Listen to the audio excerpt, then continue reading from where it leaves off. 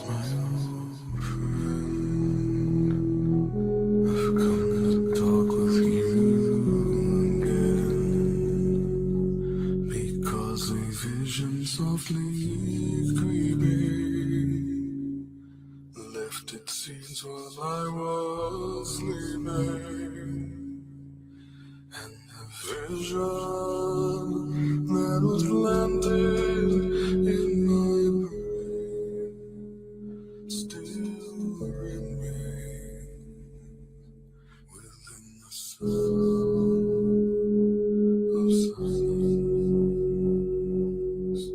In restless dreams I walked alone, narrow streets of cobblestone, neath the halo of a street lamp. I turned my collar to the cold and damp.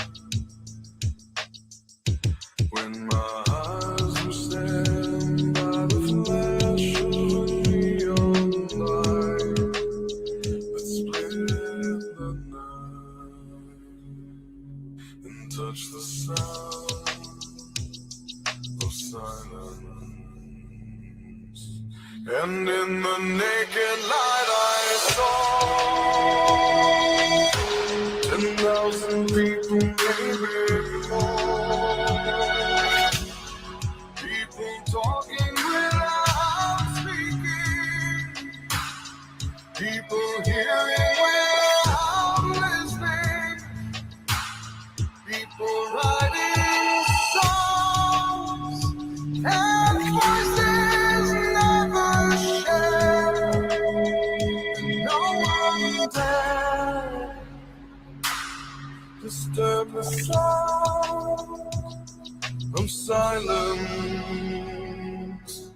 Fool said I, you do not know. Silence like a cancer grows. Hear my words that I might teach you. Take my arm that I might reach you. But my words, like silent raindrops, fell and echoed in the wells of silence. And the people bowed and prayed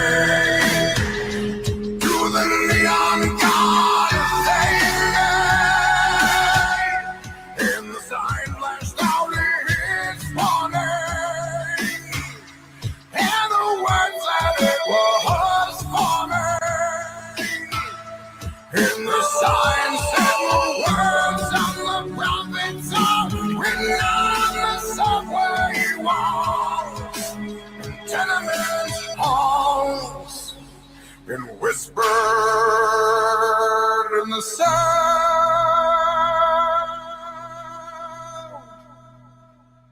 of silence.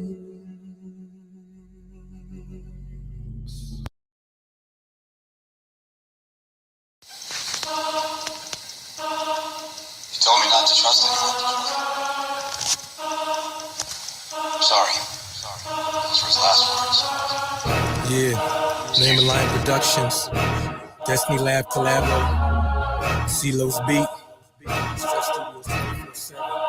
Let's get 'em. Some people flee and some people fight. There's some that will stand, defend what is right. There's others who run, cower and hide. Despite all the evidence that's been supplied, there's a war over truth, the greatest divide. There's a line in the sand, now where will you side? There's no reason to fear, with Christ on our side. The wide or the narrow path, time to decide. Call themselves gods and erected this dark tower, but now their brightest moment shall become their darkest hour. They wanted people to kneel and cower like they got got the power, but my God got the power higher than the highest tower. They shall crumble and cower like the Tower of Babel. My God owns a cattle on 1,000 hills. They can rattle and tattle. The Holy Spirit will still overshadow like the day of Pentecost or as in the last battle. One God, one Christ, God in the flesh, man. Sent from above, second down on the cleanse, man. Trample the serpent, flooded the earth, destroy them purse, all the blood from the Nephilim curse. At the moment, Noah first step foot on the dirt. It began all again toward Babylon's birth. For a time it emerges, even in church, to revert mankind, so we must be alert. There's a struggle deep inside, a spiritual fight, a battle for souls between darkness and light. Deep inside every one of us and all of our lives, sin is grinding like sleight of hand to mesmerize. But we're wise to the plan and schemes that they devise. Nothing's new, recognize it's the same disguise. Evil fallen ones wearing new skins and hides. We deny them through Christ, access denied. Trying to set free all of these captive borders. Read your Bible, that's the captain's orders. Got the mind of Christ, that's the captain's quarters. Now you're safe within the captain's borders. My God's plants it higher than Spider-Man. Rip the scales off of the Leviathan. You can call the lizard man, retire Hydroclan. My God will still inspire them. We're a little sharper than the two-edged sword of proton blast by Iron Man.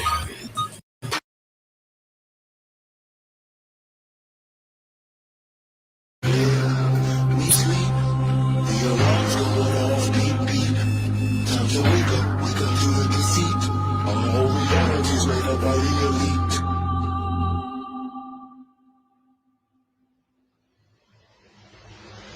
They live, we sleep. The alarm's going off, beep beep. Time to wake up to the deceit. Our whole reality's made up by the elite. They live, we sleep. The alarm's going off, beep beep. Time to wake up to the deceit. Our whole reality's made up by the elite. I came here to kick some ass just like Roddy Piper. These motherfuckers that walk among us, they got me hyper. But don't be chewing that bubble gum, it's got aspartame. It's a chemical directly targeted at your brain. Just like the fluoride that they put in the water supply. And all the geoengineering we got in the sky. I'm trying to tell you and I hope that you're hearing me clearly. This ain't no bullshit speculation, conspiracy theory. They live and they're controlling every move you make. From the apartment that you live in to the juice you drank. They give you television to help you ignore this prison while feeding you genetically modified organisms. They want us like the Walking Dead, just obey and consume. Don't worry about anything, keep awaiting your doom. To all my warriors out there, this is indeed my call. It's time to put a fucking end to this elite cabal. Time to wake up to the deceit. Our whole reality's made up by the elite. They live, we sleep. The alarm's going off, beep beep. Time to wake up to the deceit. Our whole reality's made up by the elite.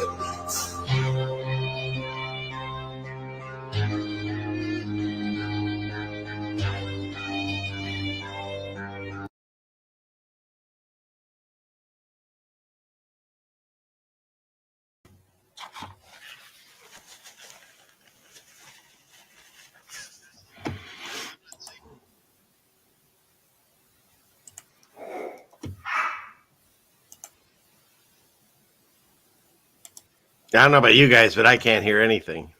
Oh, how about now? Can you hear me now? Jesus. What kind of show is this? The It's way too show. damn early. That's the problem. It's just sign language only. Oh, okay. We can.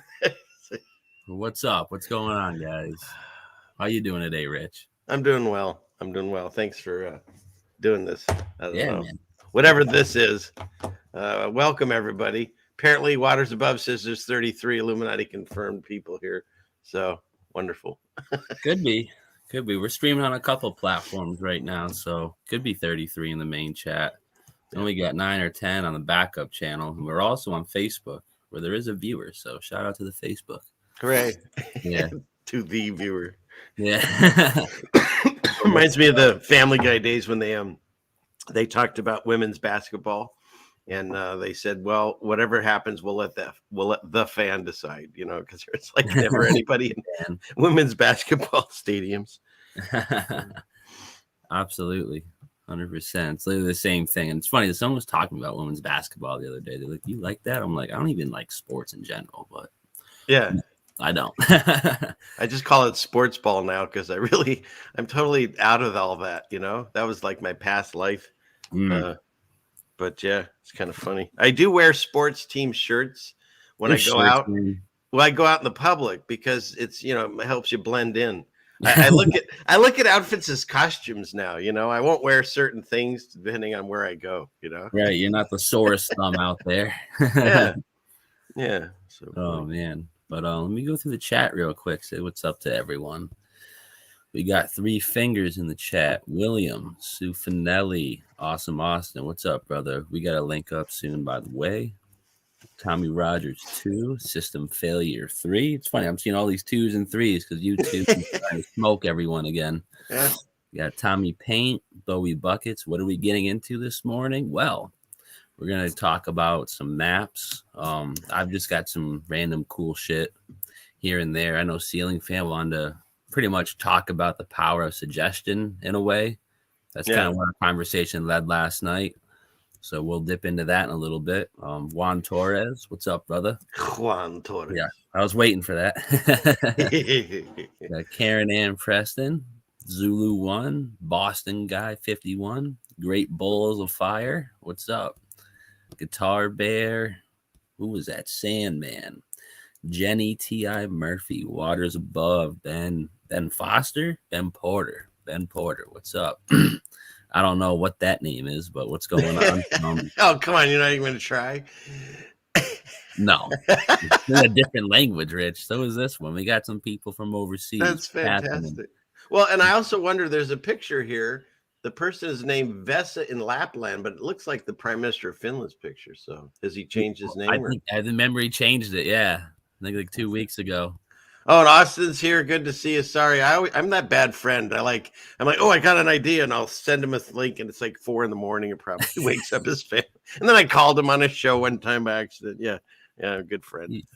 You just putting him down, man. Oh, I know. Yeah, he's not taking any of my calls anymore. Jeez. Who else is hanging out? We got Dean HD. What's going on, Dean?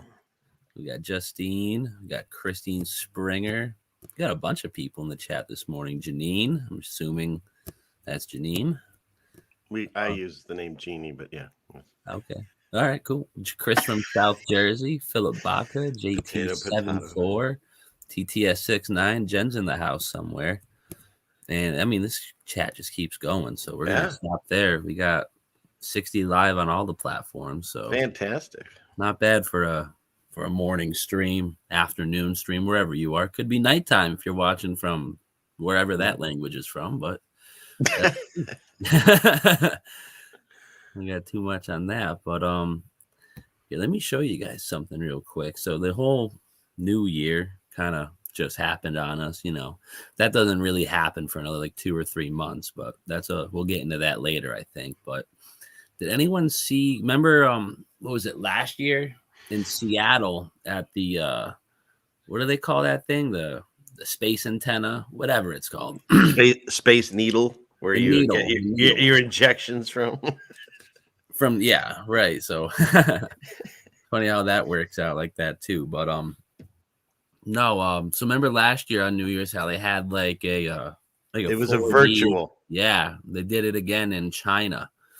And I got another China picture video to show us after. So let me break this big real quick. Yeah, for those of you that weren't familiar, they did a virtual 4th of July celebration where they had stuff exploding. But if you were in Seattle, you didn't see it. It was only on Televised Vision. So yes, and I'm not quite sure what the story is behind this one. I don't know if it's here. We'll turn this volume down. People screaming.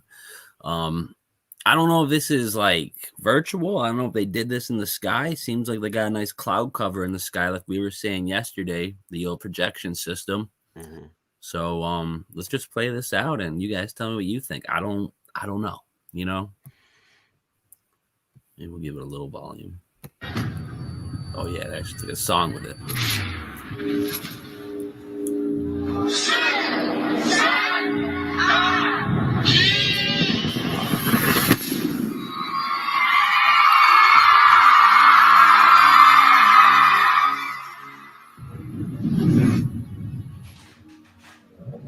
waters above. Isn't that strange? I thought that was very strange. I'm like, Yeah. your first scene is gonna be pretty much us under the water. Yeah. Very interesting. Very, very, very interesting.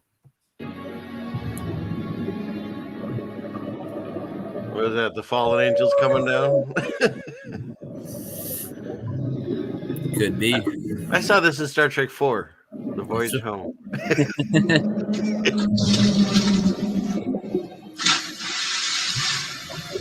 And Sharp Snake, technically, that is a blue beam. Yes.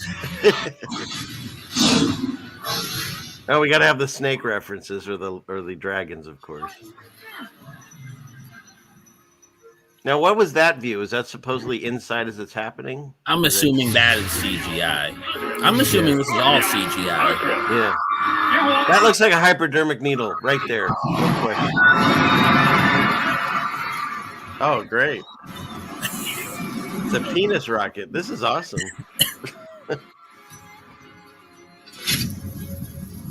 Thought that was strange. That's how the event happened, right? And fried everything. That's what I'm saying, yo. Hey, there I am. Face. Oh, no, That's not you. No, that's the your ISS or something. Yeah.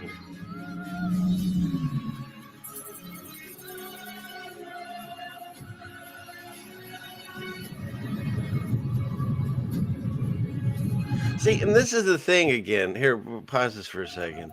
That we keep talking about how they want to get us in the virtual world and the metaverse and all that, and how terrible that could be in the future. And yet here we are watching it. So they're making it fun. They're making it exciting. They're bringing it to us. We don't have to go anywhere. Right. And then we're going to say, wow, I want that. I want to try that. I want to get those glasses and start playing tennis fake. And you know what I mean? They're making it exciting and people are asking for it. But anyways, keep going. Well, real quick, what's interesting? Here, let me try to find this real quick. I got it right here. I was having a chat with Awesome Austin the other day, and apparently there's these things called, what are they called? Aurora glasses, and they're made with like this certain, it's like night vision, but instead of like seeing everything better at night, it like overlays. Like remember They Live? Yeah. So imagine that, but like you get to see like the things we're not technically allowed to see. You know what I'm saying? Like entities and beings and flying crafts and whatever it could be, So I feel like when they roll out, because they're rolling out the virtual world right now, and it's all virtual. It is what it is at that rate. But at the same time, in the near future, I could see them interlacing this technology with this whole metaverse stuff. So not only are you playing in the metaverse, you're also playing in whatever dimension world that these beings may actually entertain. So I just think that's very interesting. I got it in a file over here. So after we'll share this, I'll try to bring that up. But there's only another like 30 seconds left of this. So let's see what else they had to show us for the new year, 4K, 4D celebration, whatever. Like you said, they're making it like a happy thing.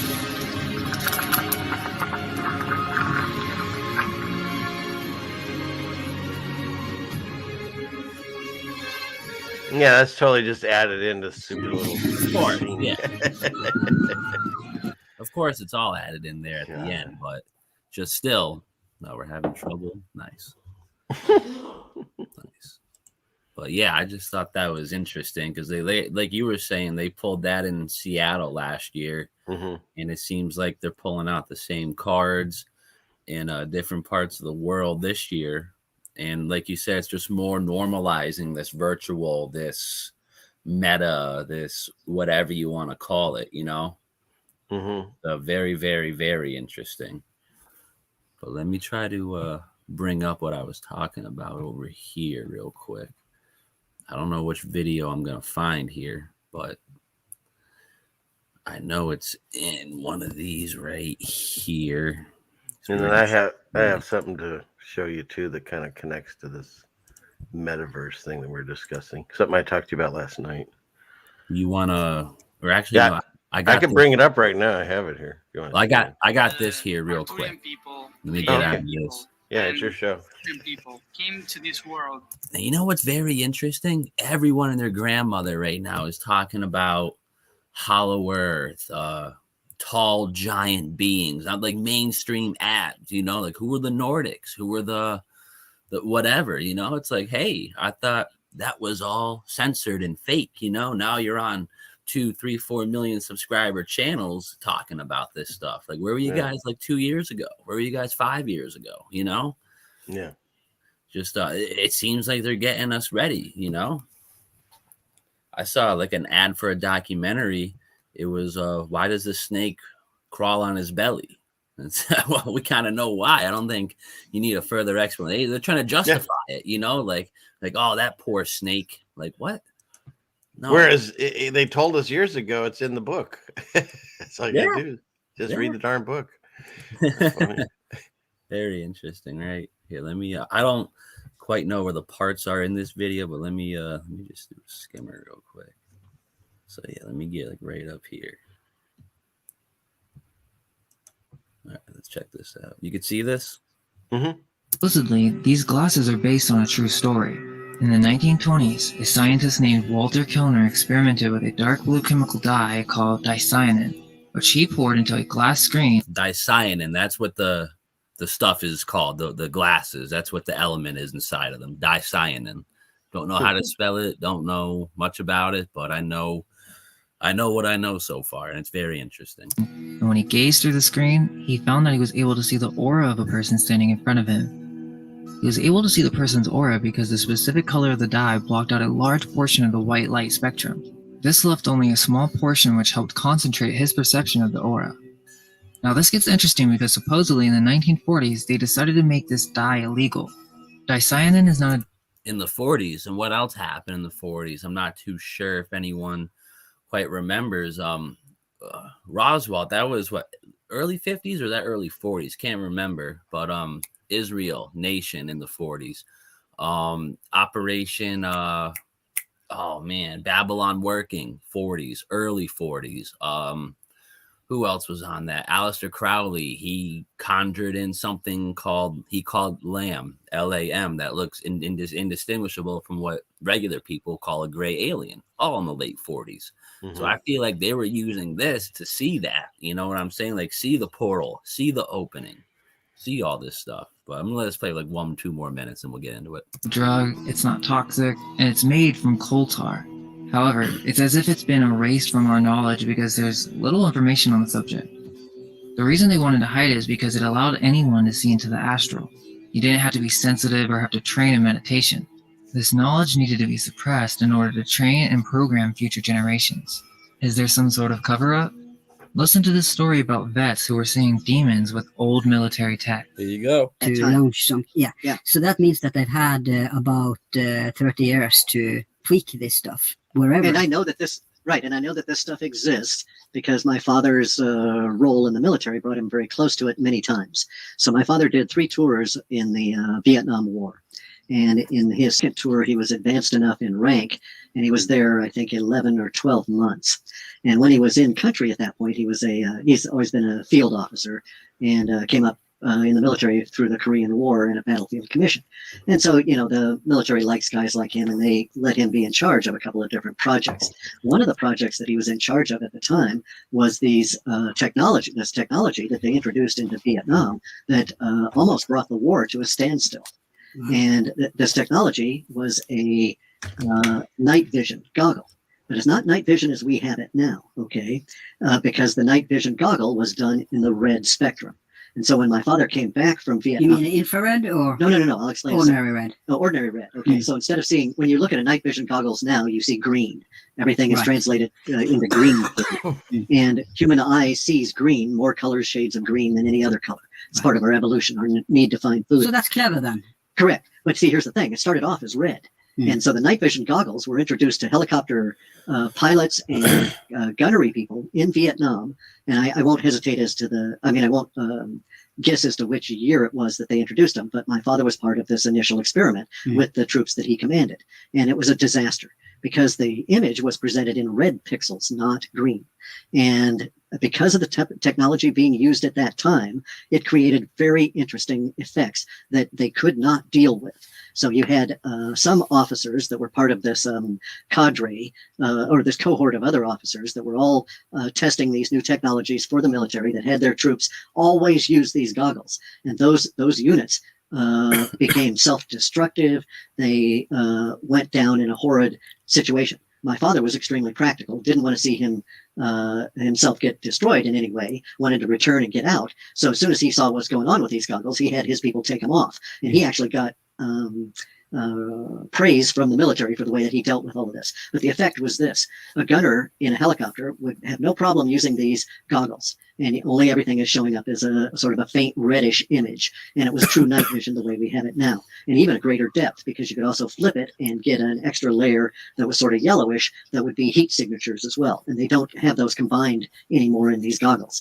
Anyway, the goggles that were presented to the gunners, and my father tells the story of the very first time they're out with them, and they're flying along, and he's in the front of the helicopter with the pilot, and all of a sudden, in a very peaceful area, not anything going on at all, the gunner in his on the starboard side of his helicopter starts firing wildly at their height, not at anything on the ground, but in an area that he was shooting at, and basically causing other helicopters in their little flotilla to have to react. And my father goes on back to the gunner, basically demanding, "What the hell, dude? What are you shooting at?" and the kid is just sweating profusely, and his eyes are just dilated beyond belief. And my dad thought he was dealing with another heroin addict, but this was before it had gotten really bad in Vietnam, and the kid was not exhibiting those kind of symptoms. He was reacting to what he had seen, and he's describing to my father that he was shooting at these basically flying demons that were flying alongside the helicopter. And, wow. and they were coming to get him. Imagine because that. they were gesturing at him and they could see him. And so he reacted and he started shooting his Bren gun, big 50 caliber slugs at these things, right? And they were flying along right next to the helicopter. So he's firing out directly from the helicopter, and there are other helicopters in the vicinity. So it caused all kinds of problems. Imagine that. That's fantastic. Wow. Incredible, huh? I thought that was rather. So that's really the They Live glasses. So other people have been talking in the chat. I mean, I don't know there's that name for it, but how do we make them? Let's get them in production. Let's get that warehouse with the boxes that we hand them out, and then they come try to shut us down. I saw the movie. Let's do this, right? Oh man, shoot. That'd be crazy as hell, man. But yeah, that's something else. I thought that was crazy, and he could see right into it, man. See right through it and see what's. I bet if you put those on, like Austin brought this by me. He said, I bet if you put those on in a room where a husband and wife are fighting, you'll see 3 or 4 of those just making it worse and making it worse. And like ringmasters just egging them on. Go, right? Yeah. Like little whispers in the ear, Yeah. Just very, very crazy. And it blew my mind. So shout out to Austin for that. Yeah. He so said you got that video from him? Yes. He says you can make them. He has a link with details. So okay, I'm assuming that'll be in my inbox sooner than later. Yeah. Hey, Austin, if you're still listening, send that to me too. I'd love to look into this also. We got to have as many eyes on it as we can, right? Yeah. We got to check that out for sure. That's kind of been real eyes, right?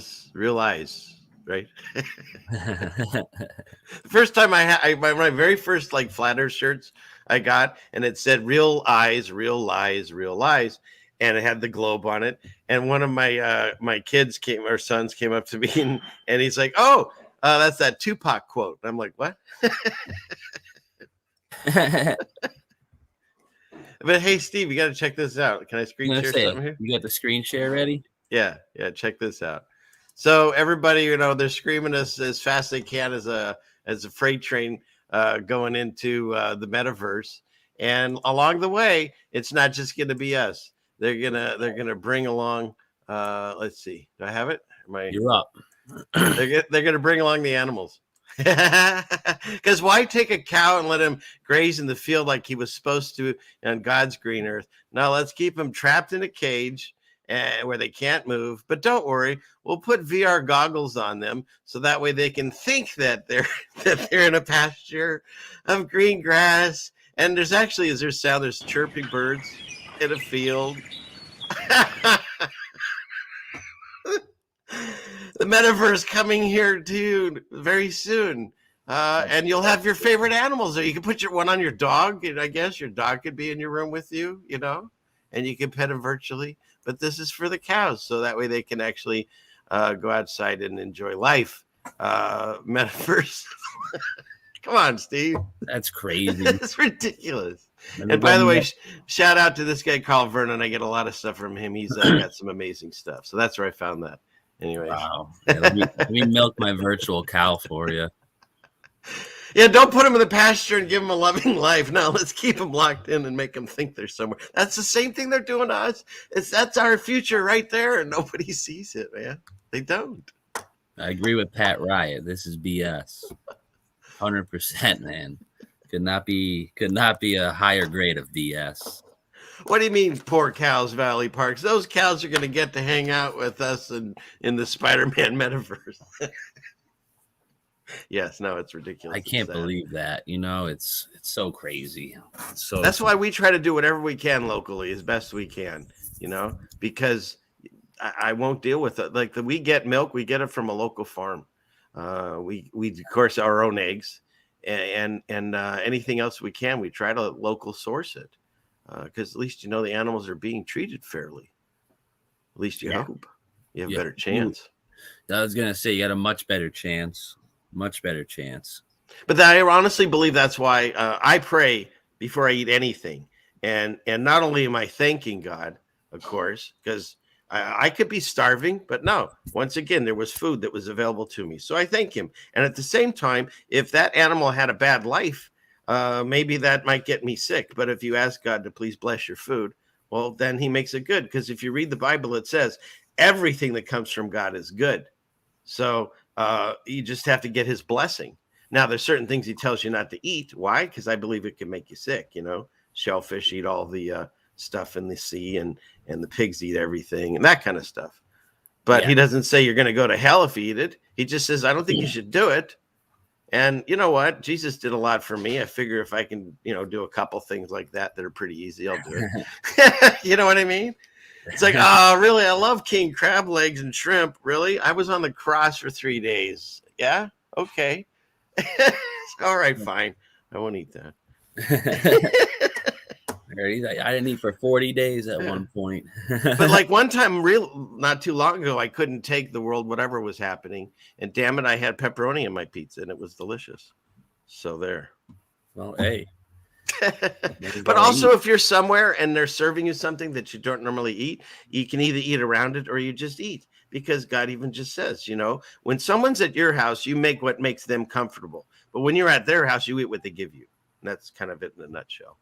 Absolutely. That's kind of how it's always been. People got these, I don't know, people got these weird, oh man, I wouldn't eat that. It's like, bro, you're at someone else's house. Don't be rude, But isn't it funny? Like, just like in the truth community, I can't go and talk to if I had any left friends, I can't go and talk to them and say all these things, the ideas I have, because if it's different than theirs, they're done. That's why they're not talking to me. But you can't do the same thing with food, right? If you have a certain diet, because we went to it was a party and it was hosted by vegetarians, and that's all they had. And not even good vegetarian stuff. It was just like that plate that has like the carrots and the celery and then ranch dressing, that kind of shit.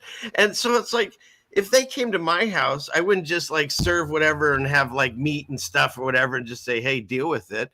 It's just funny that it can go the other way, They would expect me to make them a certain meal, which I would. But when I go there, it's like, no, this is what you're eating and deal with it. Not that I don't eat vegetables, but come on, put some effort into it. Yeah, right. At that rate, It's like a salad bar. I could have done this before I got here. Anyways, we're off on topic. We were supposed to be talking about deep things. We're talking about salad bars. That's okay. You brought it up, not me. I know. It's amazing I get on anyone's shows. Hey, everyone. I got 82 people here, Steve. Fantastic. Not bad at all. Not bad for a house cat. No, definitely not bad at all. Hey, let's check this out real quick. It's a little movie clip, and like I always say, there's way more truth in the music, the movies, the TV shows than you'll find in any history book ever printed. Check this out. Let me just make this big. Jesus. Still got this little lingering cough. Mad annoying. I don't know where this is from. Spider Wick. I don't know what that means. Maybe that's the name of the movie, but check this out. Very, very interesting. You know, maybe not far from it. I don't know where this ice wall is located in this movie, the outer rim, the inner rim. I would say inner rim in my opinion, but you'll check this out.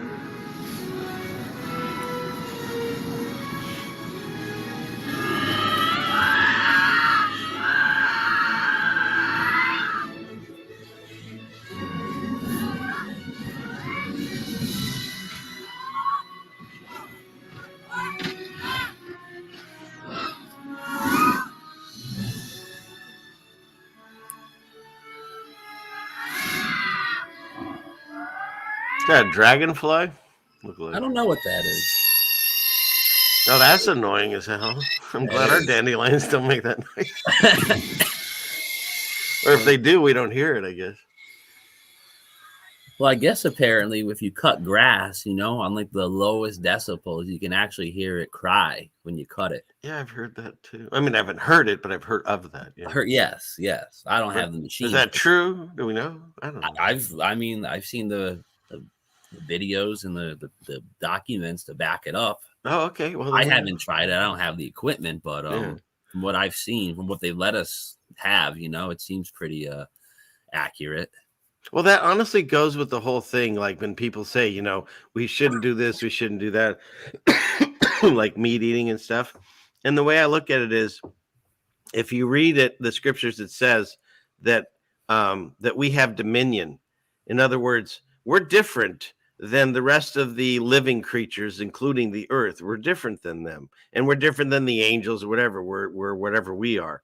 And so that doesn't mean that you go around and just shoot animals and stuff and kill them for sport, because you are allowed to, because you have dominion.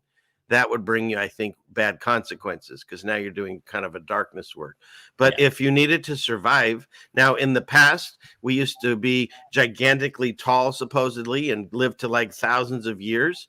Maybe then we were self-sufficient and didn't need this kind of food that we do now. And after the flood, things changed. And we're shorter and we live less, and we're allowed to eat meat. Because if we're not allowed to eat meat, God, the Leviticus chapter would have been, don't eat meat. And then we'll go to the next page. He does a really breakdown of what to eat, what not to eat. And then within the animals, which, like birds, there's certain birds he doesn't want you to eat. And those are the ones I think are probably spiritual beings, angels, whatever. But he specifically breaks it down, things to eat, not to eat. And so I kind of feel it's the same thing that everything I know is alive. And so when I have to trim a branch or cut a tree because of some need that we have, I'll pray over it and I'll say, I'm sorry, even before I start, because maybe they feel it. Everything is alive. I don't know how it works, but there is allowed to be death, and we are allowed to somehow do that as long as it's for a cause that I believe fulfills, you know, scripture or fulfills the God's law. If you just start breaking it just because you can, well, then I think you've overstepped your boundaries. So, But you know what? Each do your own. This is just my ideas. Right. If you're just going through the woods, chopping down trees because you're a dickhead, like that's you know. Yeah. Like if you just go and just kill somebody, that's murder, and that's obviously not good. But if somebody is charging at, say, your child and is in any second going to kill them, are you allowed to take them out? And you can look through the scriptures, and for goodness sake, Moses, who's one of the greatest leaders of the Bible, he straight up murdered a dude, and he had to go in hiding for a long time. You know, and you can go through passages and find that people have done bad things, and there's been wars and things. So, you know, I don't know how the rules all work. I just know that if it's a righteous thing, I think you at least you'll have less wrath, maybe, but maybe you won't get any if it's God, what he wants you to do. You know?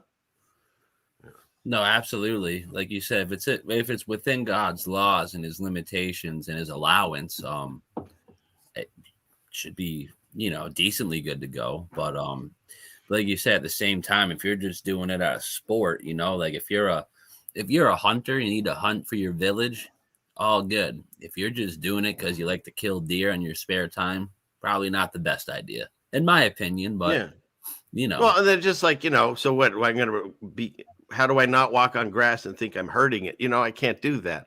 I believe we're separated because we have a soul. I think everything else can be alive, but we have a soul. That's how God separated us out. That's the way I think. Oh, Richard, think about it. You step on grass, it falls down, and it just comes back up. Yeah. I like, did you pull up Rico's tinfoil comment? Oh my God, that's hilarious. Which one? He's got a couple. My grass is so emo, it cuts itself. I mean, come on. That's great. I like it. So stuck in the early 90s, mid 90s. Yeah. That's funny. But yeah, it's good stuff there. We got some good people in the chat. We got like 100 altogether, 102 altogether, 87 nice. Here, 15 there.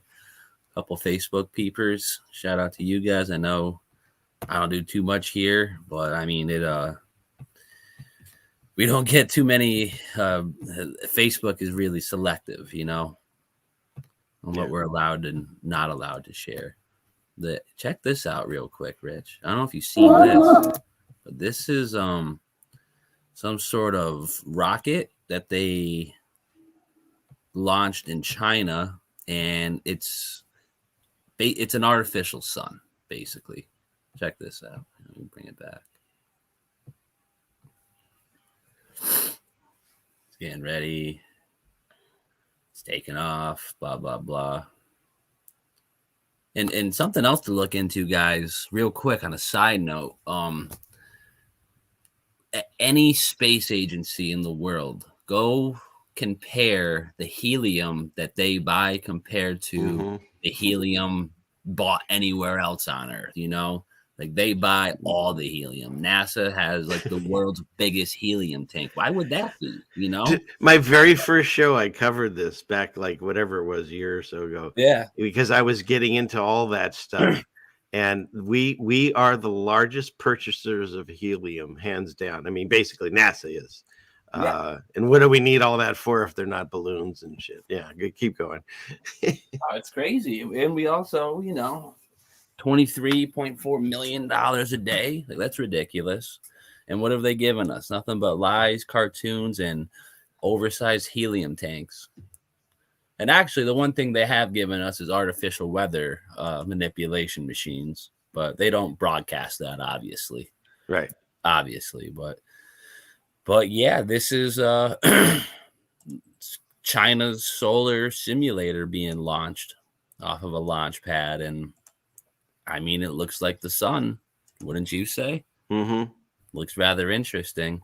And then at the same time as that, let me get this off. I just got to bring a video up real quick.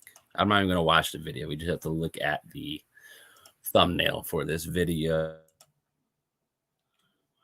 Oh, should watch now, whatever it's called. Blah, blah, blah. Where is it? Watch later. Should be the first one. Let's see. Of course. It's the last one. Yes. How do I get the thumbnail, though? Oh, this is going to piss me off, huh? Well, you know what? I can show something real quick while you're doing that if you want. Well, real quick, I showed you guys NASA's new $1 billion or $2 billion satellite they're launching, right? And what it looks like. You're talking about the James Webb? Yes. The telescope. The telescope that is ironically indistinguishable from what we have looked into as solar simulators. Yeah, I was covering that, but that it took them like an extra 10 years, and it's more billions of dollars. It's one of the most expensive things. And when I was back into space and how much I loved it, I was excited when they said the Hubble telescope was going to show us the creation of the universe. And then, of course, once they put it up there, it broke, and they never got to see it. So now a new generation, the same lie. Here we go. This thing's going to go 1 million miles into space, and we'll see the beginning of the universe, like over again. And all it cost you was an additional like $2 trillion. You know what I mean? It's so ridiculous. Yeah, nothing too crazy, but once And they're again, always cartoons. There's not a single photo of this thing doing anything. It's all cartoons. it is all cartoons, but it's interesting how they make the cartoon the literal exact dimensions, exact shape, exact size of what they tell us a solar simulator is. And what year was that patent? I forgot it was going. This was 1960, but if you go all the way back, they started making the illuminating lamps in 1896, maybe. Yeah, I think you're right. Nothing new under the sun. No, nothing at all. Oh no, this is 1904. 1904. Whatever. Nothing new under the simulated sun. We should change that. How long have these bastards had this up there, you know? But I feel like we're gonna start seeing a lot of crazy things with the sun now. Maybe with artificial suns. I think this is just another way of them to publicly come out and say, "Hey, we're launching solar simulators. Get over it," you know. But they're just saying this is the new James whatever telescope, and I mean it even has the black center, you know, and that's the one thing is we commonly find with these solar simulators. So I would expect to see some interesting things in the sun, maybe a multiple sun type deal. I'm not too sure, but nevertheless, very, very interesting, very suspect. But I know you said you had something you wanted to share. Oh yeah, I've got here, let me pull this up. Hang on a second. And at some point, you never sent me those maps. Oh shoot! Okay, I wasn't able to find them. I was searching a little this morning, but I totally, you know what? I forgot. Totally spaced. We were hitting it last night. Don't worry. Okay, where are we at here? So let's see. I'll screen share. Clickety click. Okay. So two things. One is this was like one of the very first things I ever posted. This is back January of 2020. And I had taken this photo by accident. I had opened up the aperture of my camera and I caught this in the sky. And it's weird because it's these hexagonal patterns and it was all across the sky. This is a tree. You can actually see where I was because there's a shot or so before it where you can see the tree there. In the daytime, it was this tree. I was at this park because I wanted to shoot this this lineup of all these stars was happening, and I got this picture.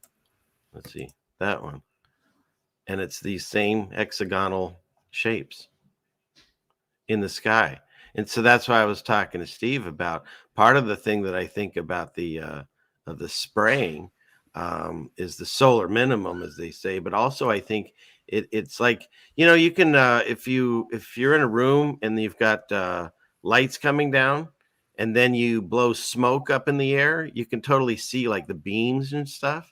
And so somehow I believe the clouds, they have a way of, you know, connecting them onto this grid, and then they can broadcast whatever they want above us or block out whatever they want, like a hologram, like a laser dome.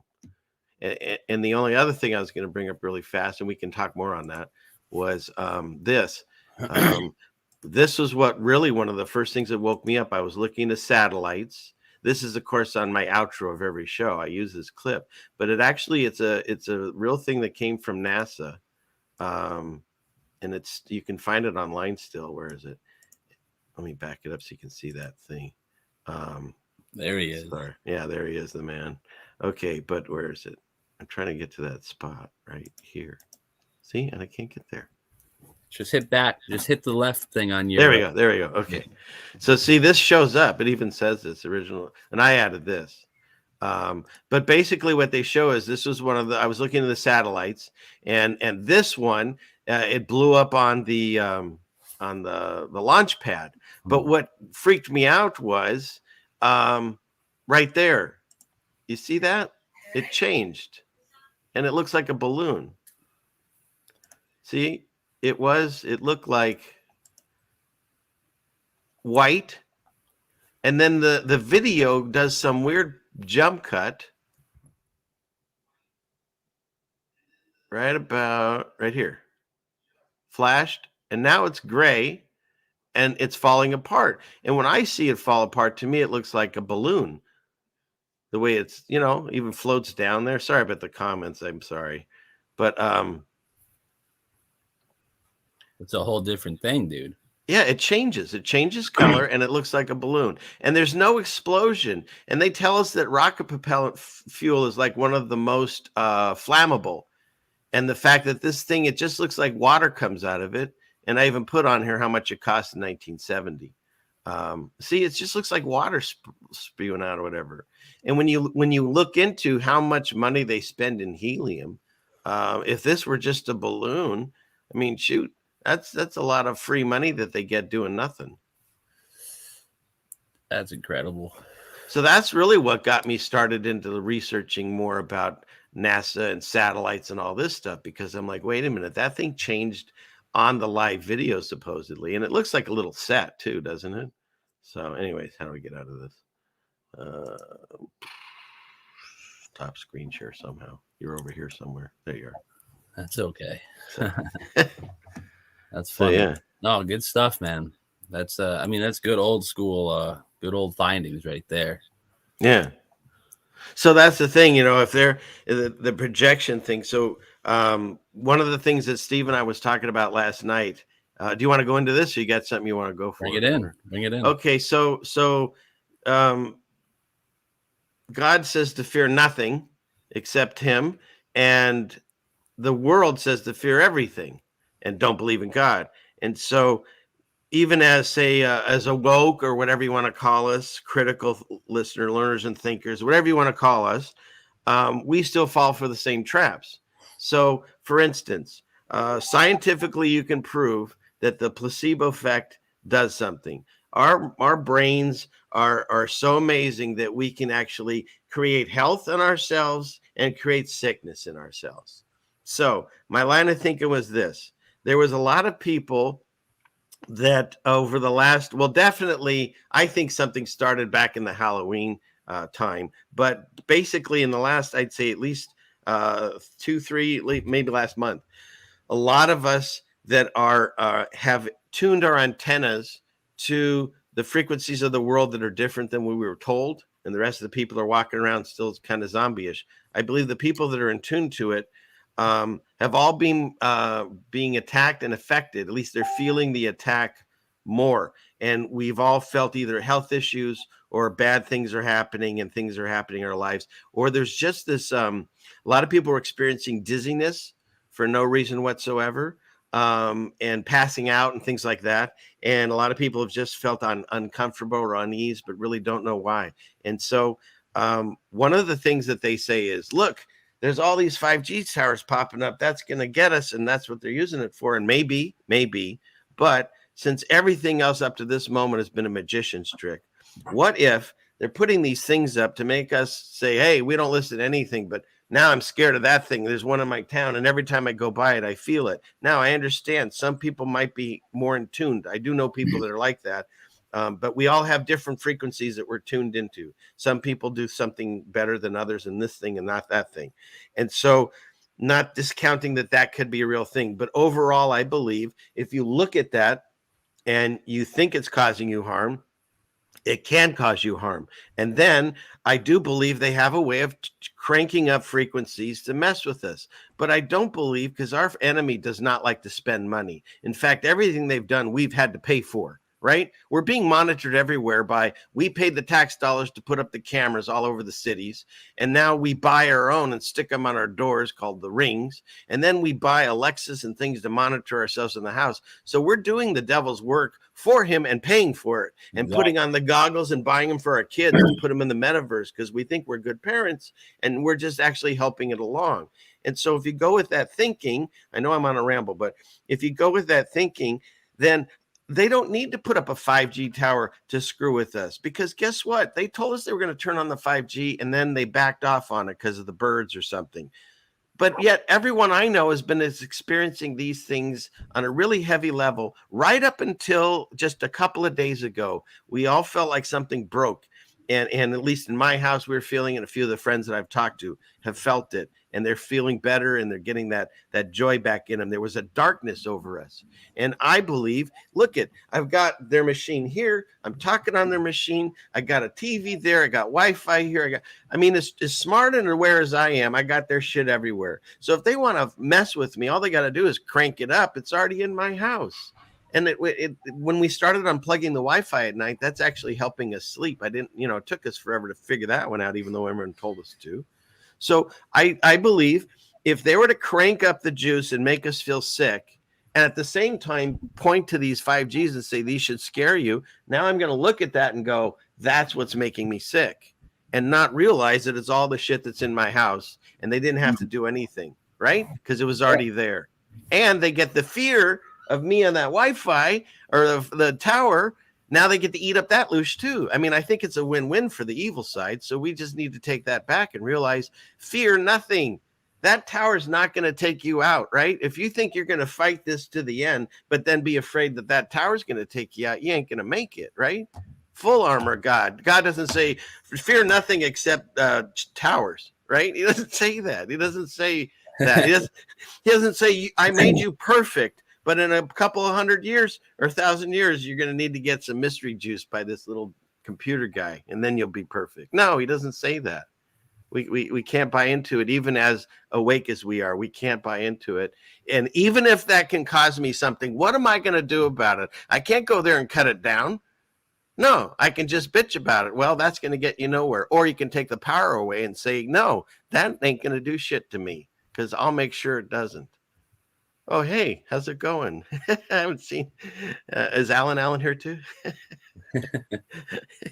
But no, I know exactly what you're saying, and I like that what you're saying too, because we're talking about the 5G thing. Let's just target that for a minute. Let's say everyone's focused on that. That's the ultimate blah blah blah. Well, at the end of the day, you know what that does too? That opens the door for them to do other things in other places where you're not focusing on it. Like you said, it's the old magician's trick, watch this hand while this one's reaching in your back pocket. That's how they get you. If you're all worried about Wi-Fi and 5G and all these other HARP and 6G and metaverse, you're worried about that, where I'm not saying none of those are real, but they're not as real as the food and water you drink. They're not as real as the people you interact with. They're not as real as the aura, the vibe, the just the energy that you're surrounding yourself in. And that, I think, is a good part of the battle too. I think the suggestive what they've been trying to do, like, oh, 5G so bad, oh, this is so bad, this is so bad. But like you said, you drive by the 5G tower, you start thinking like, oh man, I got this headache now. The power suggestion works very well, but if, like you said, like I said, you're focused on all that, they're going in the back pocket some way or another. Well, think about this. Maybe like people are experiencing, I see some things in the chat. Yeah, maybe if you're right there next to it, you can feel it and it can mess with you. But if you're 5 miles down the road, it's not doing anything other than if you're letting it and saying, I still think that thing's affecting me. You know what I mean? Yeah. Like you say, we're antennas, you know what I'm saying? So if my antenna's up and it's fear, all this other shit is going to make its way in. And then it's actually going to create something, like with this whole CV stuff, Granted, some people been getting sick lately, it is what it is. It's that time of the season. It's that time of the year. It's the renewal process where everything becomes dead and dormant for a couple of months, and then we have life again. That's just how it works, at least on the annual cycle. And if we're dust of the earth, we're of the earth. We are the earth. So clearly we're going to have some sort of rebirthal or some sort of toxin cleansing cycle. And once that hits you, but if you're watching the news and you're listening to your friends and your aunt's texting you, did you get your jabs yet? Like I strongly think you're going to go from mild flu cold to could be in the hospital just from this, just from my brother, he, ha, ha, that's it. My brother, when I was growing up, he had one of those globes that has the energy, like the Tesla coil in it. Of course. And it has those little like spider webs of electricity all around the globe. But if you put your finger on it, then it touches to your finger. And if you do a bunch of fingers, then it's on all your fingers. And if you move them together, you can get a beam that's so thick it actually can shock you on the outside of the ball. And so isn't that the same thing? If we start like saying, oh, that tower is affecting me, well, now it's locked into me. And then Right. it's like you're you're interfacing with it. Yeah. Almost. You're inviting it in. And then you're going to get sick. Of the 5G tower, and then the 5G tower. I'm not saying they are nothing, but they could just be like, oh, look, this guy's weak over here. Let's crank it up in his house. You know, if I light a match and I put my finger on it, it'll hurt. But if I hold my finger here, it won't. Unless somehow I tell myself just by being in this area, it's going to hurt. Oh, he left. He didn't like that. Well, I'll try another one. He's so critical. You come up with the theory and, they're on the top of the fly, but, whatever. That doesn't make sense. How's everyone doing? Let's see. Austin says, oh, he's agreeing with Steve. Well, I'm not reading that comment. What else we got? Rico says, right on. He must mean me. Okay, who else is here? I don't know what happened to Steve. It's funny. He probably told us what he was going to do, but he was muted before he did, so nobody knows.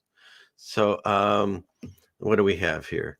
But no, that's my idea. I mean, I don't know what the 5G can do. Obviously, it can do stuff. I've seen the reports that they can do things with frequencies and with energy, and I get it. And I've seen like all the things about how the houses potentially are burned down.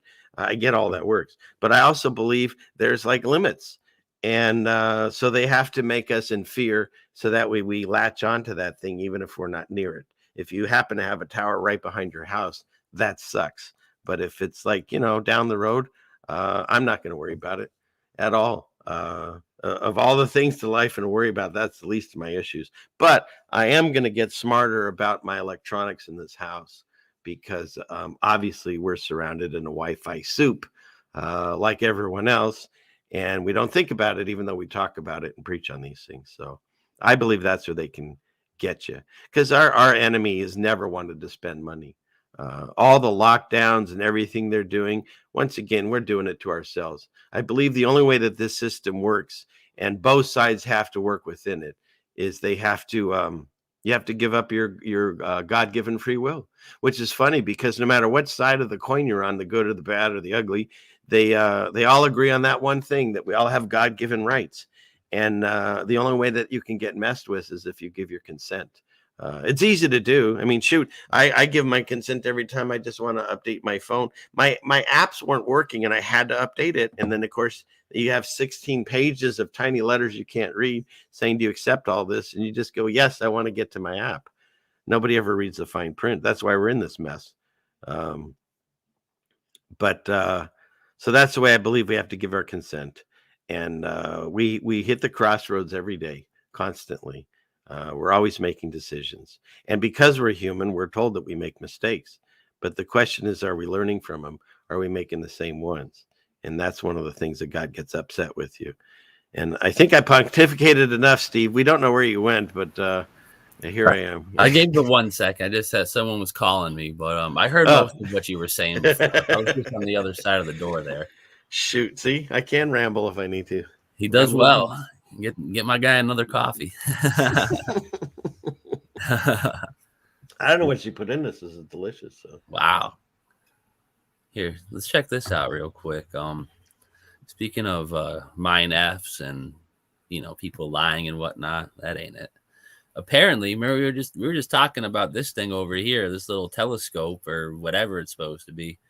Apparently, this is the picture they took from the team that completed it. And I don't know about you, but this looks like a 100% doctored image. And what do you mean? It just doesn't look real to me, Rich. It looks like every aspect of this is photoshopped. And where is that supposed to be they're standing in front of? What is that? The entrance capsule to the new satellite they just finished for us. This thing. To me, it look. Wait, go back. To me, it looks like it's maybe just the door. Yes, the entrance. To the capsule. Yeah. Like you would close that and then you're good to go, I guess. But you want to know something funny too? If you scroll up a little bit, the NASA emblem. So when we were just starting to wake up to this nonsense, and I was believing we'd been lied to about the moon and stuff. And real quick, why are these blurry? But continue. My wife came to me and said, that the NASA tongue is a serpent. The red stripes is a serpent tongue. And I was like, okay, all right, now you're out there. Okay. Now you're talking crazy talk. I was still probably a space boy. I was learning, but yeah, I was like, come on, now you're just seeing weirdness everywhere. And now it's like, we still talk about how stupid I was when I said that, because it's so obvious. it's all it's ever been. Never a straight answer. That's crazy.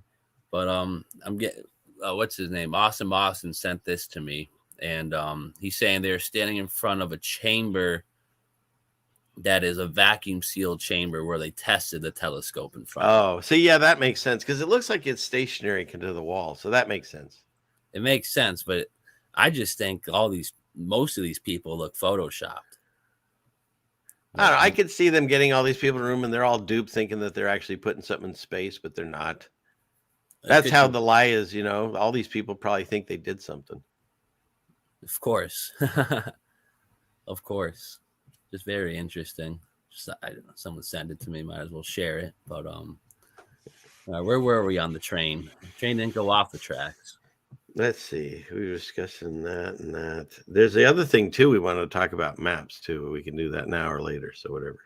We can get into the maps. I don't have any on my end right now. Right. I didn't get you. I can send you that. But I was mostly talking about the idea. So we're all trying to figure out where we live.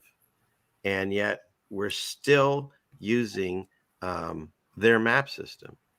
And what I mean by that is my wife and I decided it was a nice day out.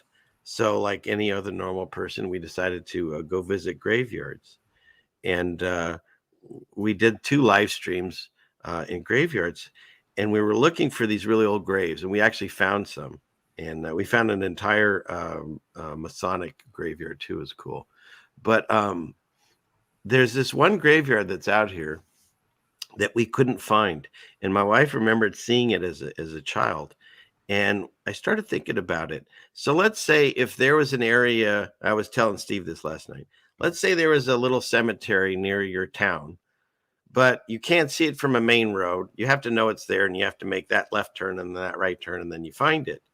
Well, if you don't know it's there, how would you find it? You would use your GPS, you'd go online, Google Maps, whatever. You'd try to find it through electronic connections.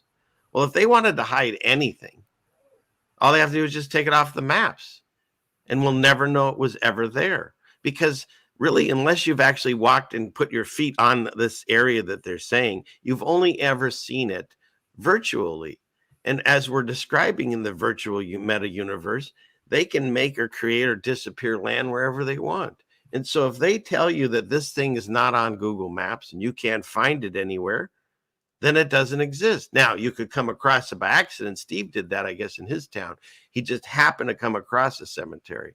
But I'm only using that because that's how it came about. But any amount of land you can move or disappear or say it never existed, say like, what do you call it?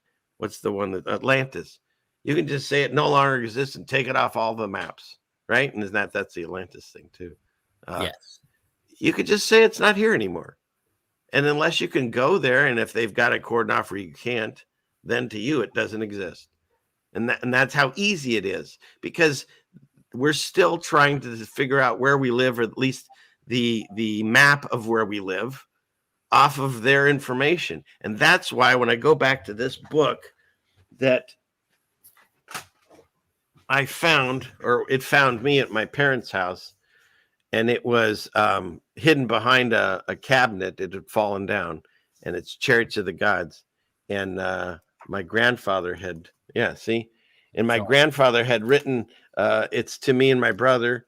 And he had this note in there, and it says, you guys will need a good geographic world map and an unabridged dictionary. And then the only other thing that's in this book is this blank page. Well, it's also where I got this map where Africa's the center. Remember that one, Steve? That's where I got that from. Yeah. But the only other thing that he left in this book is a blank piece of paper, and it's right here. I leave it right there so I can find it. There it is. This blank piece of paper on page 46, and it says on that page, let's see, 500 years ago, a scientist cried out in the law courts, common sense must tell anyone that the earth cannot possibly be a ball. Otherwise, people will fall off the lower half. Nowhere in the Bible does it say the earth revolves around the sun. Consequently, every assertion of the work is of the devil. So it's an entire section that goes over how the earth is flat. And that's the only other thing that was in this book. And it's right on that page. So that's crazy. Yeah, and this was put out, and I was like, I think 2. I didn't even know. I saw the movie years later, but I didn't know that book existed until we found it like a couple years ago at my parents' house. Or last year, I think, actually. Even these years are going by so fast. But yeah. The years, right? It's 2022 somehow. That's so crazy. We've been hanging out for like 2 years on the YouTube. Right? Isn't that wild? In the U-verse. That's crazy. It is crazy though. Time's been slipping through. Like it's going out of stock, man. It's just going and going and absolutely going. It's incredible. So that's why my grandfather told me we need good maps. And as we see, what do we cover mostly on all our shows? We try to go over these maps. Because I believe as they change history, somehow the map makers were able to leave clues for us. And we're finding a lot of information in the maps, just like my grandfather told me. Kind of cool. Shout out to you. Shout out to Gramps, man. Hopefully my dad's with him right now. Absolutely. I like this comment too.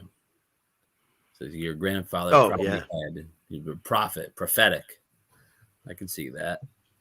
Getting us ready for the end times, maybe a calling, perhaps. Yeah. Yeah, you're right, Waters above. Time keeps on ticking. Right into the future. Now I got that in my head. Thanks for the earworm. I do that to Steven on Africa because there's so many weird things going in Africa. And then he gets that Toto song. I've been listening to that in a minute. Maybe I'll hit that up after. It's a good song. Yeah. Did you see this yet? This is nothing new. Did you see this? The new. Yeah, I talked about that. Flurona. The new Flurona. Did you see how it spells Adolf? Have you seen that? No. If you take all of wait, do I still have that meme? I use it on my show me look. If you take all of the names and you take the first letters, you get Adolf. Really? Yeah. That's very interesting. I can't find it right now, but yeah, it's like what do we got?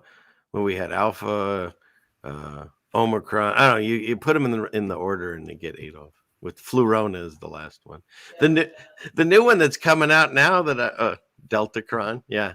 But wait, you missed one too. Shoot. See, these are the things I was going to go over Friday, but there's another one. There's one that's called I Hate You. Type in IHU, dude. Seriously, type it in. IHU variant. I'm not making this shit up. They are. Yeah. See, I hate you. Wow. Wow. It comes out of Canada, of course. That's crazy. Omicron, Flurona, I hate you. I mean, come on. That's why it's so funny. That I talked to you about this, I think, Steve. It's like when you go, hey, what do you mean, God, the great deception? What do I mean? The thing is going to be so stupid, you're going to go, how in the hell do you guys not see it? And then you go, that's the great deception. They literally are calling it, I hate you.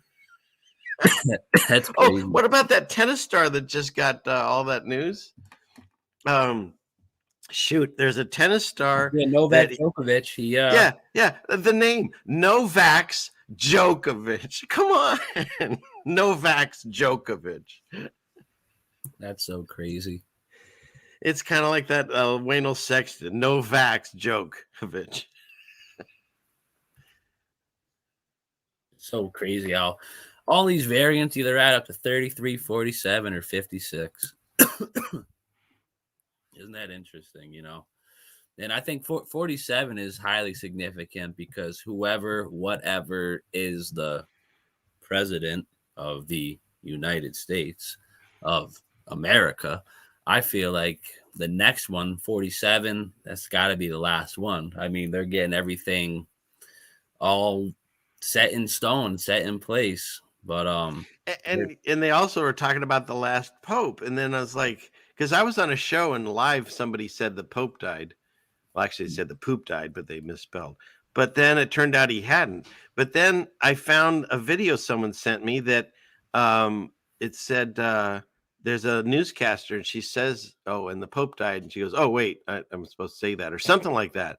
And so I don't know what's going on there, but they're making us question that too. Why they make us look there also, you know? Yeah, it is very strange. Isn't that funny? People never question that. It's so ultra religious. What? A guy dies and they're going to choose in black smoke and white smoke. They're totally doing some kind of like rituals in there, and we're like, "Ooh, we can't wait for the smoke to change." Right? There's like burning bodies or something in the Vatican. What are they doing when they do that? I don't know. Well, see, the last time they chose, they got the new Pope thing going was very interesting because it was either for the first or second time in recorded human history that the Pope was replaced, but he didn't die. So that's normally what happens. You're the Pope, you die, Right. then it's a new Pope. The only time it happened before was sometime in the 1600s, whatever, you know.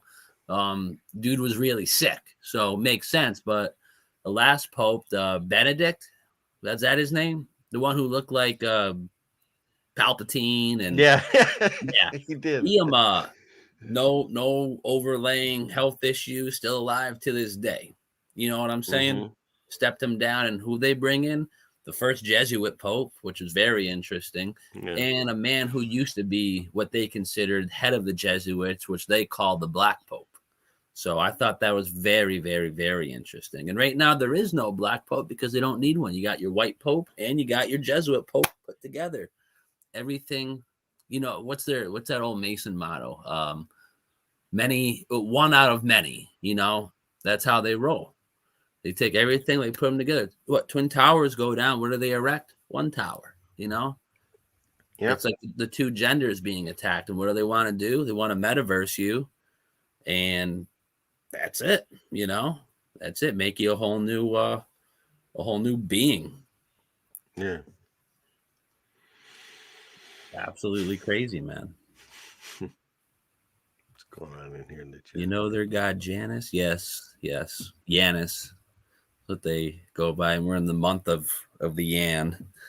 You gotta watch out for all that's the duality aspect. Yeah. Very interesting.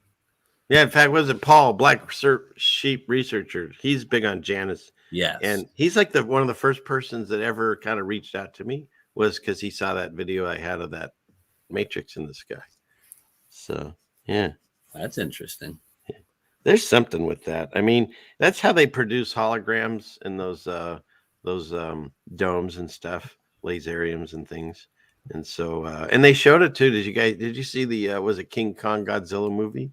They showed in the very beginning of that, Kong's trapped in this thing when he throws a giant tree or something. He breaks into, and of course, what does it turn into? The same hexagon shapes. I mean, we keep seeing that everywhere. Yeah, very interesting. In one of those Avenger movies, I don't even know, Infinity Stones or whatever. Dude shot it out. What did it come out as? Hexagons, you know? Start fucking up time and all that fun stuff. And very interesting how the time machine they built in that movie, full of hexagons, identical to CERN, all that good stuff, you know, just very interesting. It's like, oh, I wonder where they get these motivations from movies and whatnot. Well, it's obvious, it's provably so that they can't create because they keep making the same shitty movies over and over. Like, okay, I'll give you the first Matrix was great, and the second one had special effects, and the third one was a piece of crap, and the fourth one, everyone honestly should go to some kind of camp or something on that one. Everybody involved in that movie should be taken away out of society, honestly, because it was just it was so bad, so bad. And so it's like they can't create anything new. They just keep reprocessing it. So where did they get their original stories? Well, they took them from what they learned from the fallen ones, most likely, right? And just created it.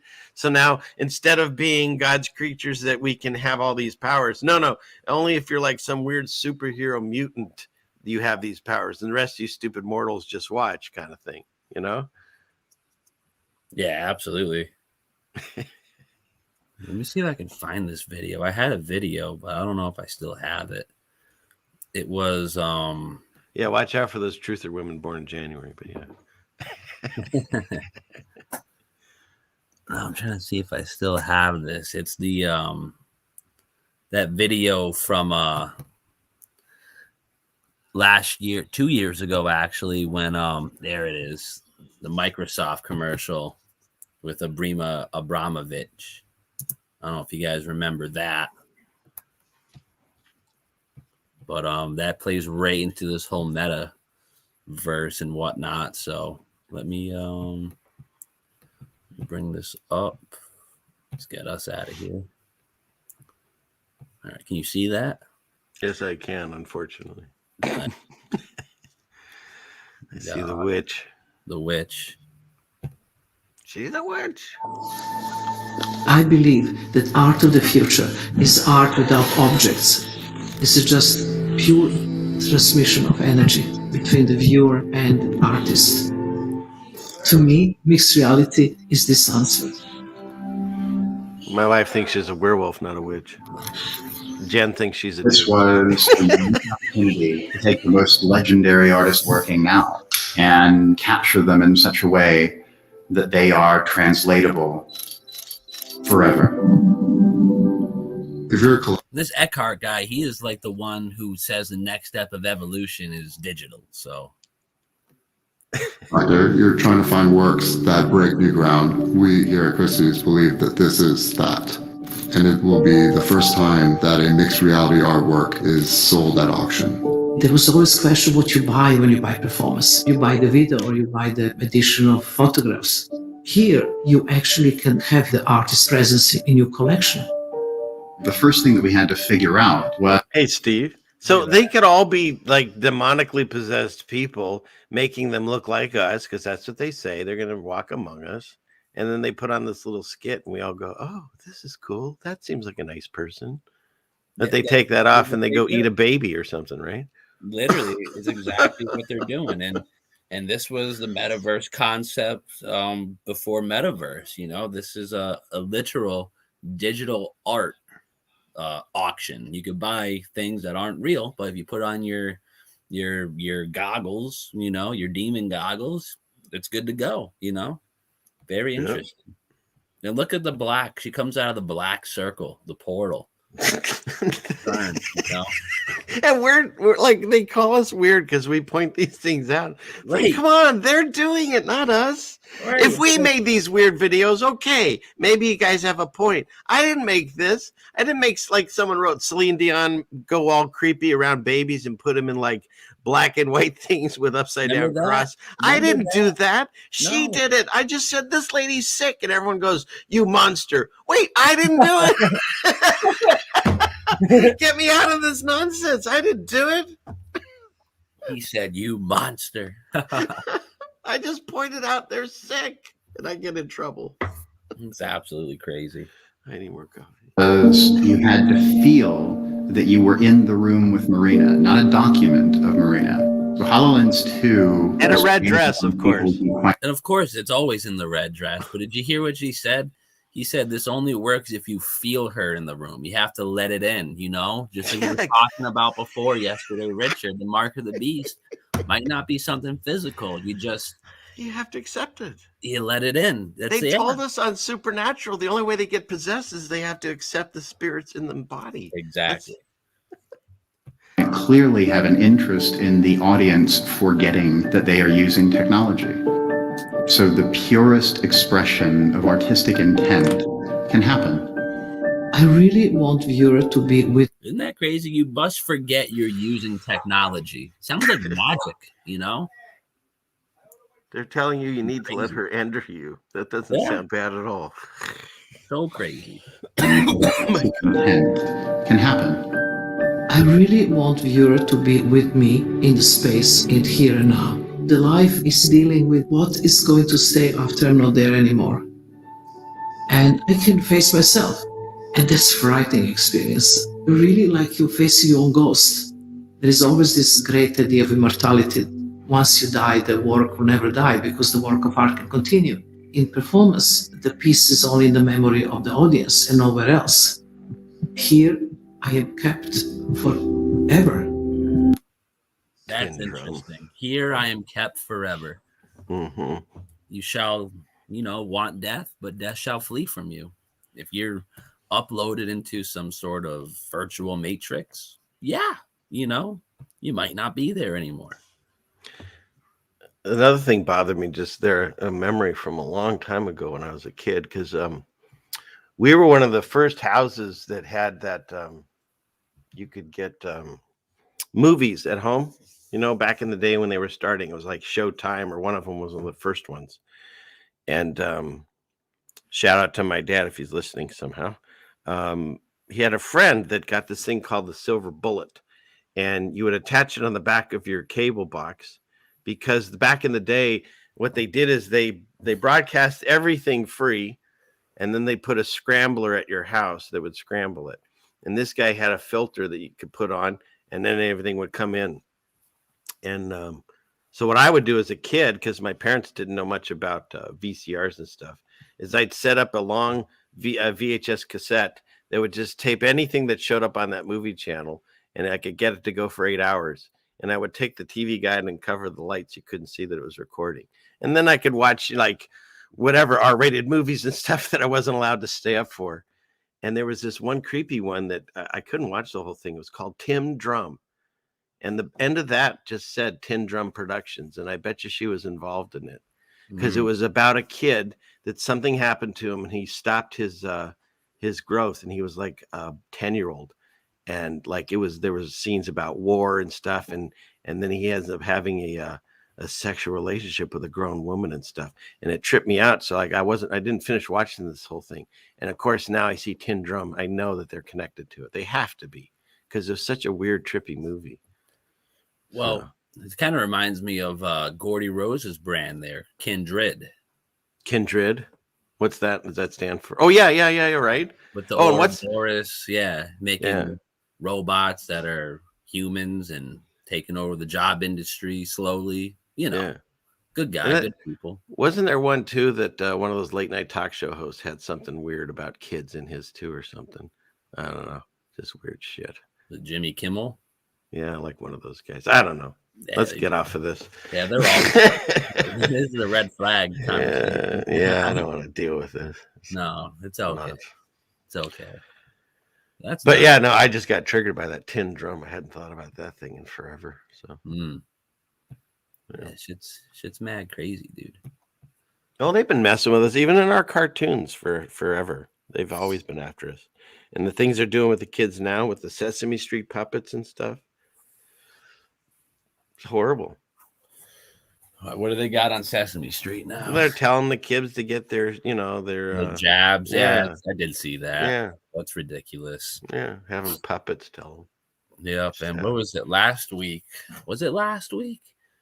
Pfizer came out with the pill that we've been talking about they were going to do. Yeah, right. The stuff that we made up, they made reality.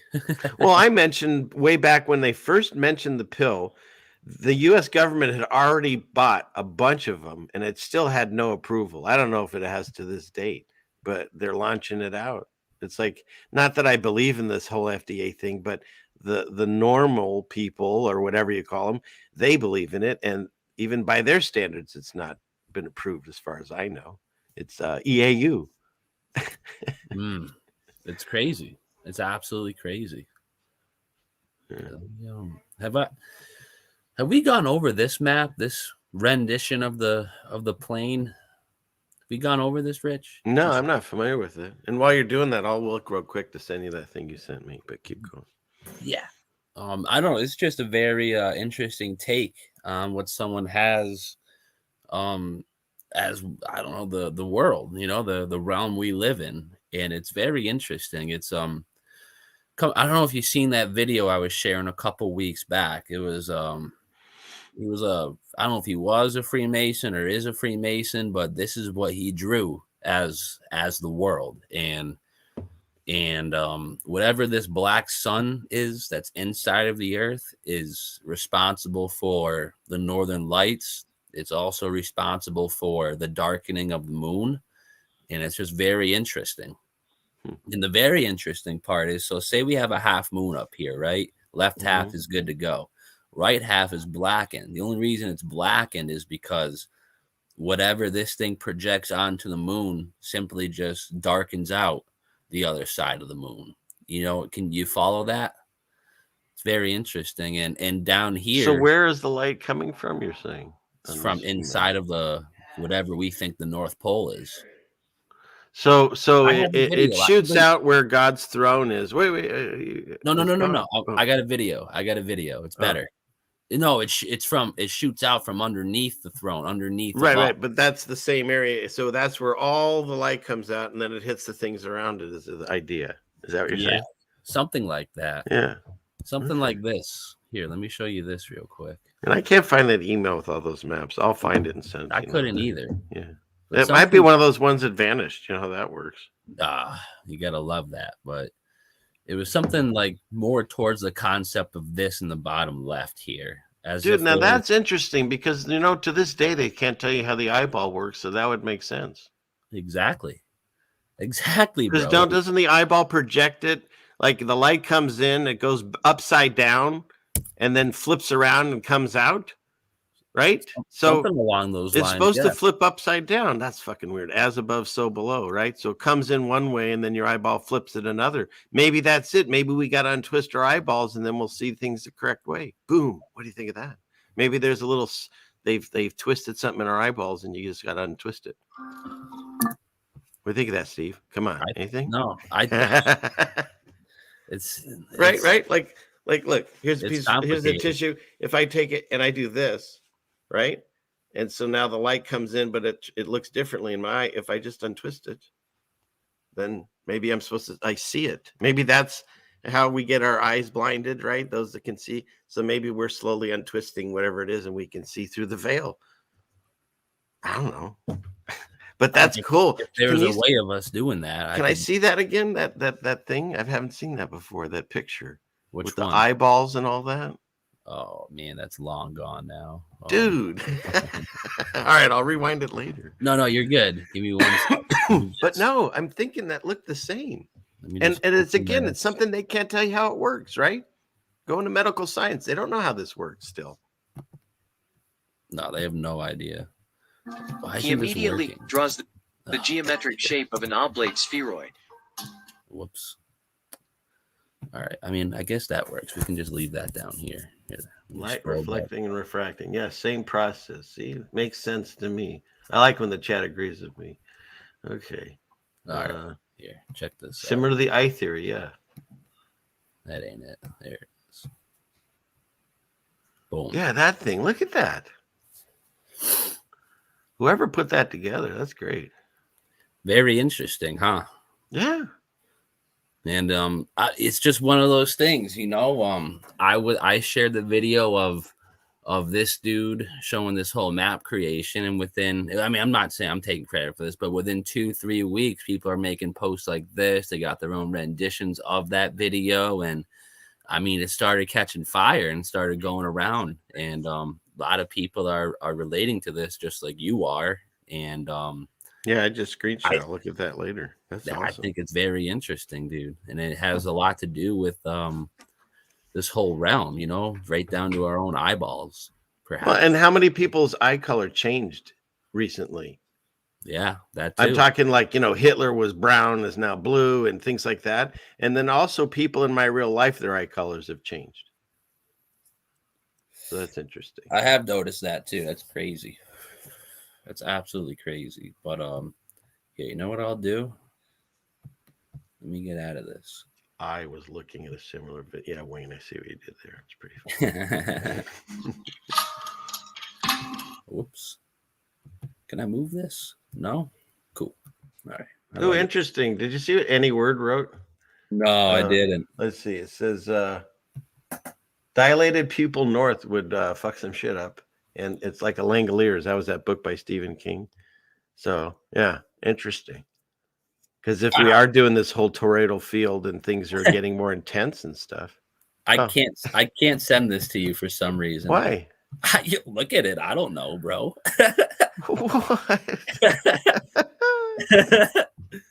That's beautiful. All right. Well, we'll try that again a different time. Yeah. No, I won't allow it. Anyone else but him. Yeah, right. F him. He doesn't know what he's talking about. Oh, shoot. But yeah, I'll play this out because this is he goes. You'll play this out. What does that mean? We'll play this out. There are no words here. Sorry. What? No, it's all right. I'm quoting something that two people understand. Oh, Keep going. I'm not one of them. I know. Right here, I'll play this out real quick and just let me know what you think. We'll do it live. I am. Shut up and listen.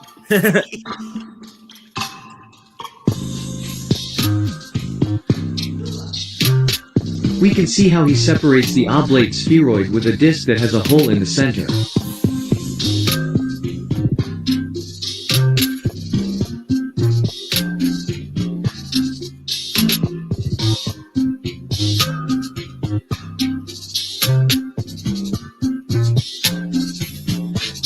Then, below he draws a circle with a swastika inside and immediately paints it completely black.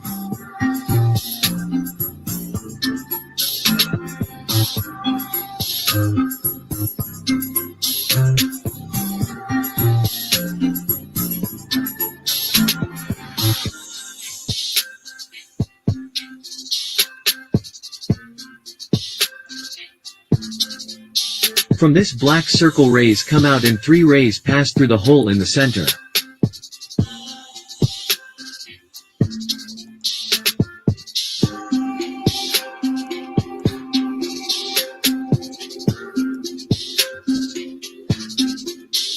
Below he writes, still,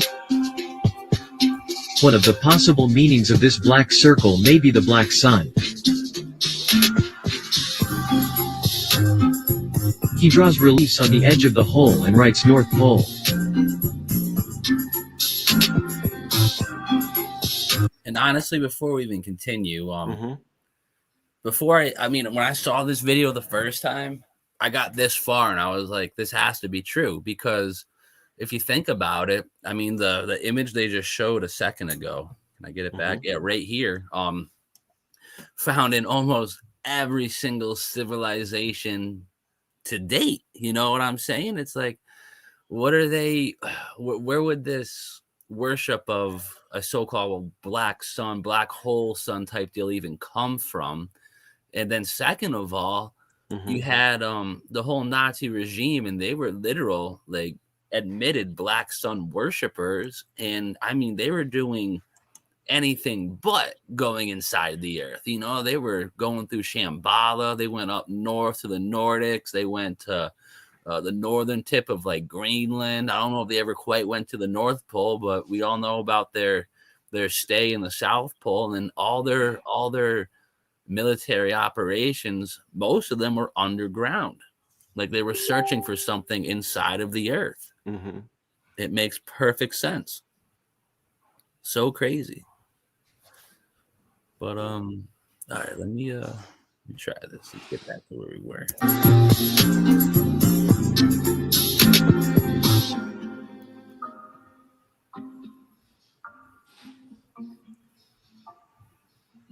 And above this hole inside what would be the celestial vault, he draws a star, the polar star or Polaris.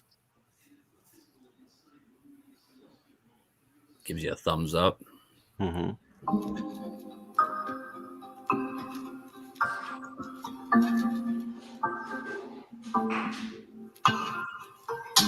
He marks 2 points and connects them in a circle and writes, equator.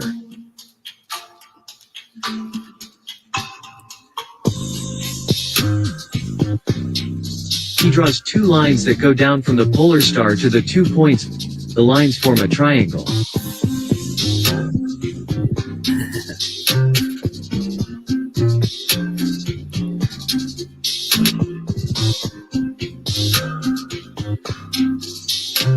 He highlights two of the rays coming out of the black sun and also forms a triangle, but vice versa. Now, what does that look like? Mm-hmm. Isn't that interesting? Now, I've covered that shape that he's about to draw, maybe, because if he finishes the yes, please, more coffee.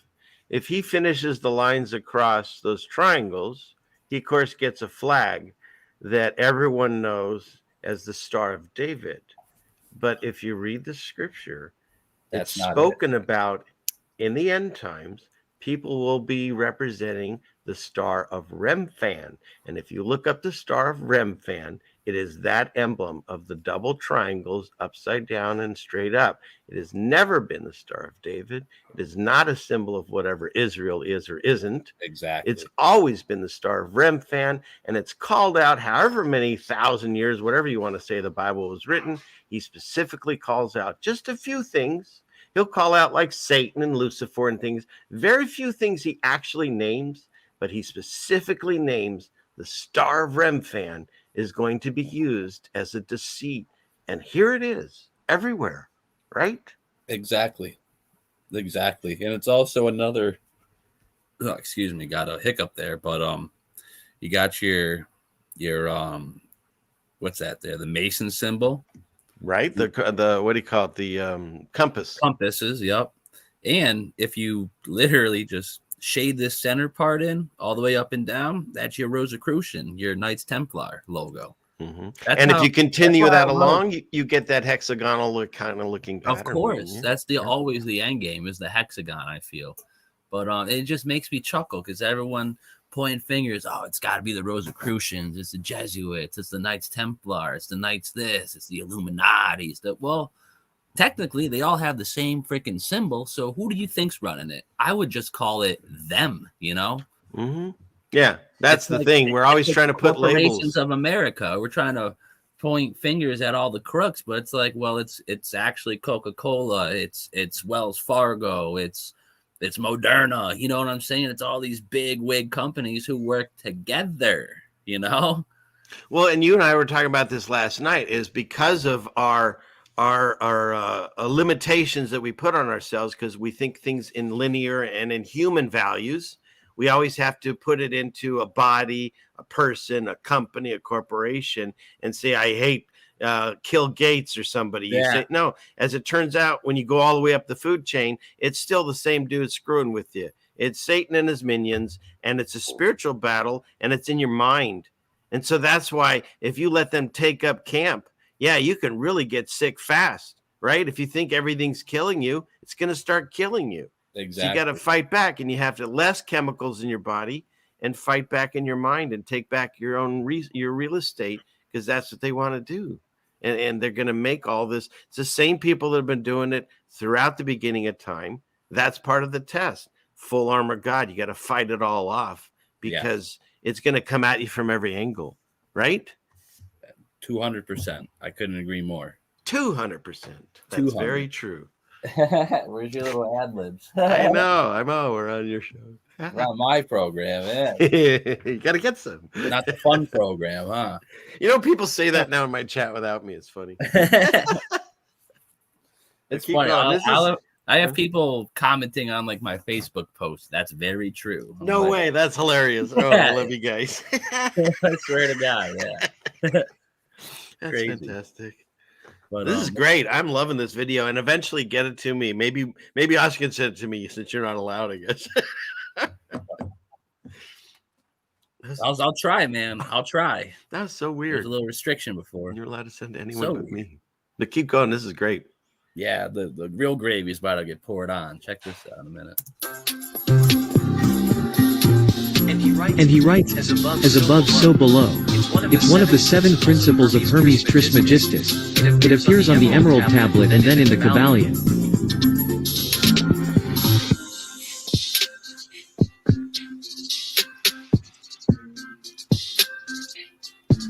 He erases the intersections and draws the sun and moon.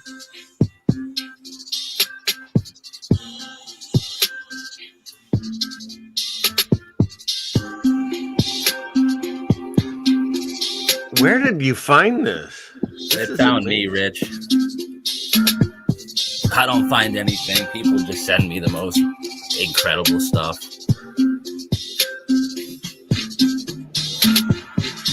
And he makes a gesture of rotation. Yeah, but it's not us. We're stationary. It's everything moving around us. That's what he's showing. The moon and the sun revolve around us. But because they're trapped in the firmament, whatever that is. And that's what I've always said. I believe in the ball theory, only the firmament goes all the way around us. So whatever shape we are, it goes above us and below us, forms that ball, and that stuff spins around us, and we just sit there and watch it. Exactly. This is great. It's incredible, right? Yeah, but there has to be some other variant here, because sometimes the sun and the moon shift their area. They don't stay in those locked spaces. No, right? he's just showing, some of the stars do. He's just showing a general conception. But isn't that interesting? Because some of the stars are locked and fixed, but the sun and the moon are allowed to move around separately somehow. So they must be on another type of connection, right? Yes, I tend to agree with that. Yeah. They'd have to be on a different cycle than the ones that are locked in. And then, of course, you have the planets, which now I believe are the wandering angels that God got pissed at and said, fine, you're going to be stuck in this cycle. Yeah. Right? Yeah, you got that red star out now. I don't know if you've seen that lately. I know, yeah. I maybe it's bad to do, but screw it. I got full armor, hopefully, and I'll talk to him like, man, what did you do? You're so angry. What did you do? I'll say shit like that. It's like, hey, maybe you know more than me, but I'm getting to do fun things down here, and I look up and you're just doing that all the time. So, trying to get out. That's crazy. Good stuff. We can't be afraid of him, right? If you show fear to the bully, then he will have his way with you. So you got to stand up to him. I'm going to be afraid of a red star. How in the fuck am I supposed to fight with God in the end times if I'm afraid of a light in the sky? God's up there going, oh my God, really? Seriously? Come on. You can't be afraid of the tower. Don't be afraid of the red light or the loud noise. So it's not easy to do. We've been put fear into us since we're born. I showed a video and it also depends on your environment. I showed a video. My wife hates it, but it's a guy holding a little baby, and he walks by a door and he takes his hand and he wraps his knuckle on the door, and then he grabs the baby and goes, "Oh, are you okay?" And suddenly the baby starts to cry because his parents were like concerned for his welfare, even though nothing happened to him. And he started to cry. And so it's all about the environment. We're sponges to emotion and everything. And if everything around us that's negative, then we're going to feel that too. So we need to decide what comes into our antenna now that we're awake enough to know, right? Yes, absolutely. Absolutely. I like that analogy there. That story. That's good stuff. Thanks. All right, let's hit the play. Cap wants to know what red light. Turn on the red light, Roxanne. I'm not sure. I don't know either. We show the distance of the moon and the sun.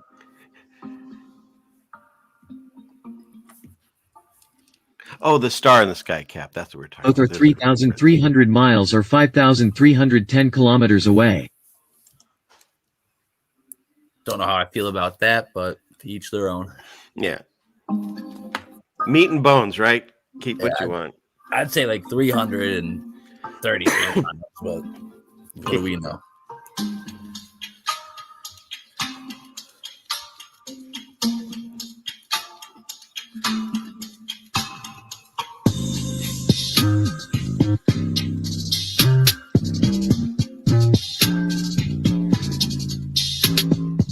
Then he measures the diameter of the sun and moon, being the same with a diameter of 32 miles or 51 kilometers.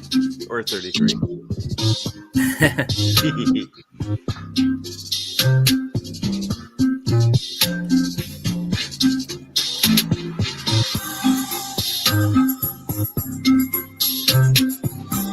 I mean, that would make sense too, because the shadow, the black shadow that went across the America during the last solar eclipse was roughly like 68 to 72 miles, give or take, depending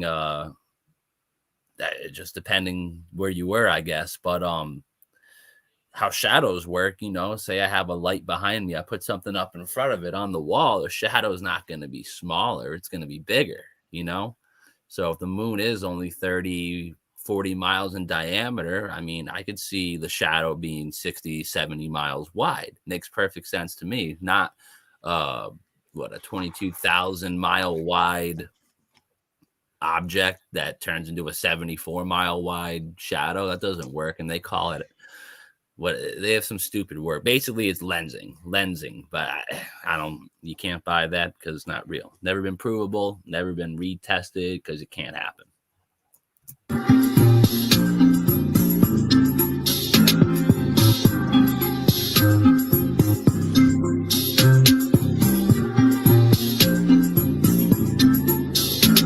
He draws continents on the surface and on the other side as well.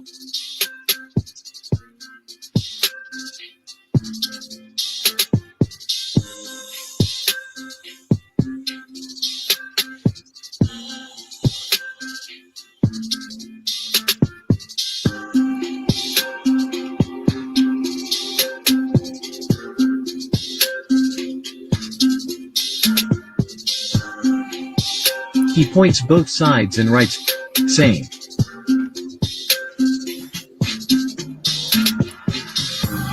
Below he writes Summerland.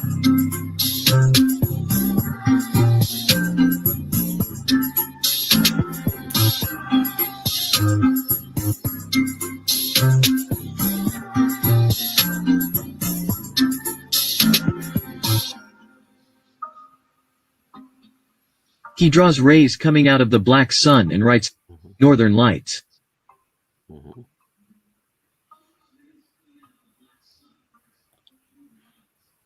The center of the drawing is equal to the Mason symbol, which is a square and a compass. He's probably got a Masonic ring on that hand, too. Yeah, right. There's some big rings on there. But like I said, this is either a Mason or a weak out Mason.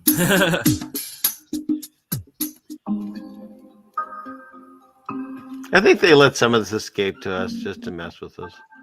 They have to. It's part of the cosmic rule book. He points out the ray coming out of the black sun toward the moon, and then he erases the face of the moon.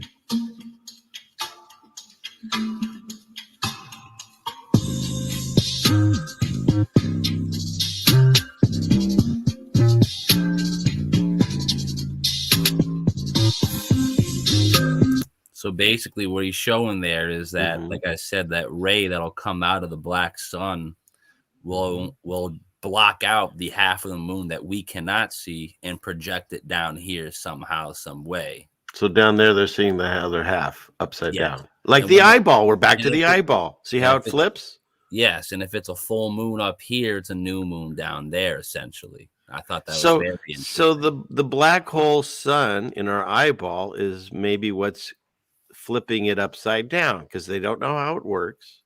So whatever that could potentially be in our eyes that we can somehow unfeather or whatever you call unfurl, maybe we'd see the entire thing and we see through the matrix and we're out. I don't know.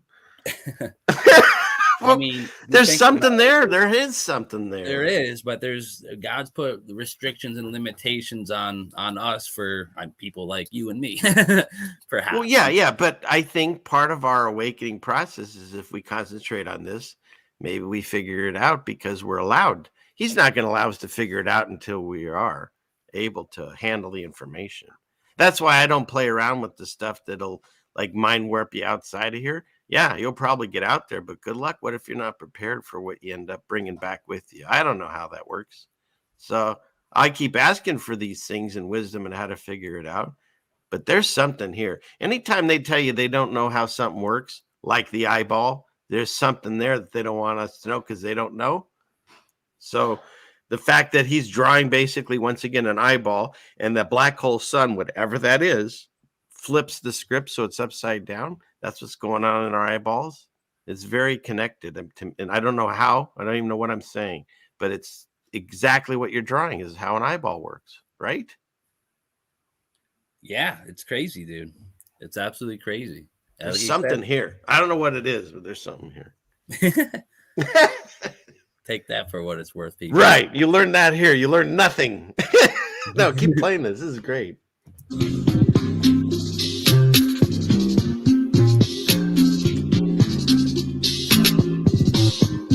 He makes signs explaining that the sun doesn't light up the moon. Who does it is the black sun. Exactly. Okay, but wait a minute, 1 second. The Bible says that the moon, or Enoch says the moon gets its light from the sun. But he could be talking about the other one, right? The black hole sun. Yeah.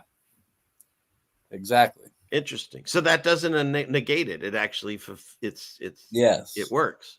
Yes. Okay. Yes. I like comparing it to make sure, because that's me, the oldest reference. Oh, I did the same thing too. I was like, I don't know if this fits, and then I, dipped in a little. I'm like, all right, this fits. Do you know how we see colors? I don't know if most people know that. Do you know how you see colors? I'm a little colorblind, so no, I don't actually. Okay, so the way it works is your eye there's a filter on the color. So light goes through an object. If I make the color red and I paint it on this object, now all of the light will go through that object except the red color, and then it looks red. And that's how you see it. And so when you see something white, it's basically all colors are being allowed through. And when you see something black, none of the colors are being allowed through. And depending on the pigments that you use to make objects or whatever, that's how you see that color. It's whatever light isn't going through the object, that's how you see it. Is that cool? So with this whole black hole sun thing, if it's in our eyes, God says that, the blind and that whole thing, those that eyes to see, and the whole story about how Saul is walking through the desert and he gets, what do you call it? Not shingles. What does he get? Scales, right? He can't see until he meets this other dude, and then he can see. And there's something here, that there's something that's filtering our eyes, and we can't see this other realm. And if we were to figure out how to clear through that, I believe you're gonna see more, just like the color and how it stops your eyes when you see red or whatever. Does that make sense? It does make sense. It does make sense. But the only counter argument I would give is just, I don't think we'll be able to do that, because for our own benefit. I think God has let us see and hear what we can see and hear, because what we could see and what we could hear, even, I'm not saying with the full armor of God, you'd still get whatever, but I still think that what we can't see and what we can't hear, we can't see and can't hear for our benefit. We're not ready. Correct. The restraint hasn't been loosened yet. So I think trying to undo that by yourself is probably not a good idea. I guess I didn't speak myself clearly. No. What I mean is, you want to sit in a room and start. No. I wasn't. That's not what I'm suggesting. I'm saying I think there's an answer in here as to why we can't see the things that we can't see. Everything that I do, whenever I ask for anything, is always just wisdom. Can you just give me the tools that I need to get through whatever this nonsense is? Guide me through this. That's what I ask for. And if he decides tomorrow I get this, then I have it. But I don't. No, I'm not outwardly trying to break through to figure out how to see. I'm just saying, I think this is a connection as to why we have this thing that we can't see. Yes. Yes. The physical meets the spiritual in a barrier, in essence, Yeah. And I was just speaking for our own benefit. I don't think God does it to laugh at us and no. This, No, that's what a lot of viewers will think, though, Well, seeing that, I feel the same way about, let's say, because he even talks about things like magic and tarot cards, right? Now, those work. I know they do. Why? Because things can happen from them. But what does he say? He tells you not to mess with them because you don't know who you're talking to, right? Are you talking to someone that's on your side? Or are you talking to Loki or someone or Satan himself? You don't Well, know. not even, you could be conjuring up what you think is your grandma, but it's just a spirit that monitored your grandma for its entire life. It would know exactly what to say to trigger a response from you. Yeah. And then do demonic things to you and mess with you. Exactly. Yeah. Exactly. I know somebody that went to one of those fortune tellers and they said that your future husband will be wearing bike shorts. And she married the next dude that showed up in her wherever she was wearing bike shorts. And it was a horrific marriage. And he ended up turning to be gay. So it's like they were just messing with her, or they didn't know what they were doing. And they were just, because when people hear things and they get bad news, they're like, oh, well, that's not going to happen. But if they hear good news, well, then they're going to concentrate. Oh, that's going to happen. You know what I mean? It's they weird. make it happen, whether it's for or against them. And like you said, about 99.99% of the time, it's probably not within God's laws and it's not going to benefit you, but he'll let you do it anyways, just so you don't go back to the terror people. Well, that's the thing. He tells you, here's all the tools. You have free will. I'm telling you not to do it. I'm not saying you're going to hell. I'm telling you that if you keep doing this and you continue to sin, well, the sentence for that is death. I'm not saying you did this, now you're going to die. No, you can repent in the very last minute, he says. Why? Because more than anything, he's a loving and forgiving God. Why do I believe that? I have to believe in that. Are you kidding me? That's what I want. I know the shit I've done. No, God, I'm sorry. Forgive me. And he's like, I got you. At least I feel that way. And so that's what it is. Doesn't mean you can't sin again. There's only been one perfect person and they strung him up. So, what does he say? Just stay in as righteous as you can, because you can't preach to other people if you're not standing on solid ground. But you're going to make mistakes. Just keep learning from it and try not to make the same ones, right? Yes. Absolutely. And, I've always kind of like pictured what the heavenly courtroom would be like for us. Like when you go in personally, I could see, this is how I picture it up. Like it's a little funny, but I see God just in the center as the judge. Then like for some strange reason, I feel like Jesus or someone would be like the accuser, like, oh man, like look what you did this day. Do you remember that day? Like what were you doing there? And you want to this and that. And then I would just look at God and be like, well, what about that forgiveness thing? Like kind of ask for that a couple times, And that's why I've said it's the hardest thing to do, this whole turn the other cheek, right? Oh, but yeah. When you think about it, it sucks, dude. An act can be unforgivable, but the person has to be forgiven, because if you can't forgive someone, how do you expect God to be able to forgive you? So you have to believe in the system or it doesn't work. What does that mean? If someone has just done a horrific thing, you have to then say something maybe happened to them. They were possessed. I don't know. Or it wasn't even pray for them that they find salvation or judgment from God and let it go. You can't hold in the anger on that person because it makes you sick. And I think that's because it's not godly. He doesn't want you to do that. He wants you to let it go. And the universe will take care of itself within God's laws. It might not be in the time frame you think, but it will happen. You have to believe in that. That's what faith is, right? Yes, absolutely. All right, let's get keep going on this. I will. I'm having a blast.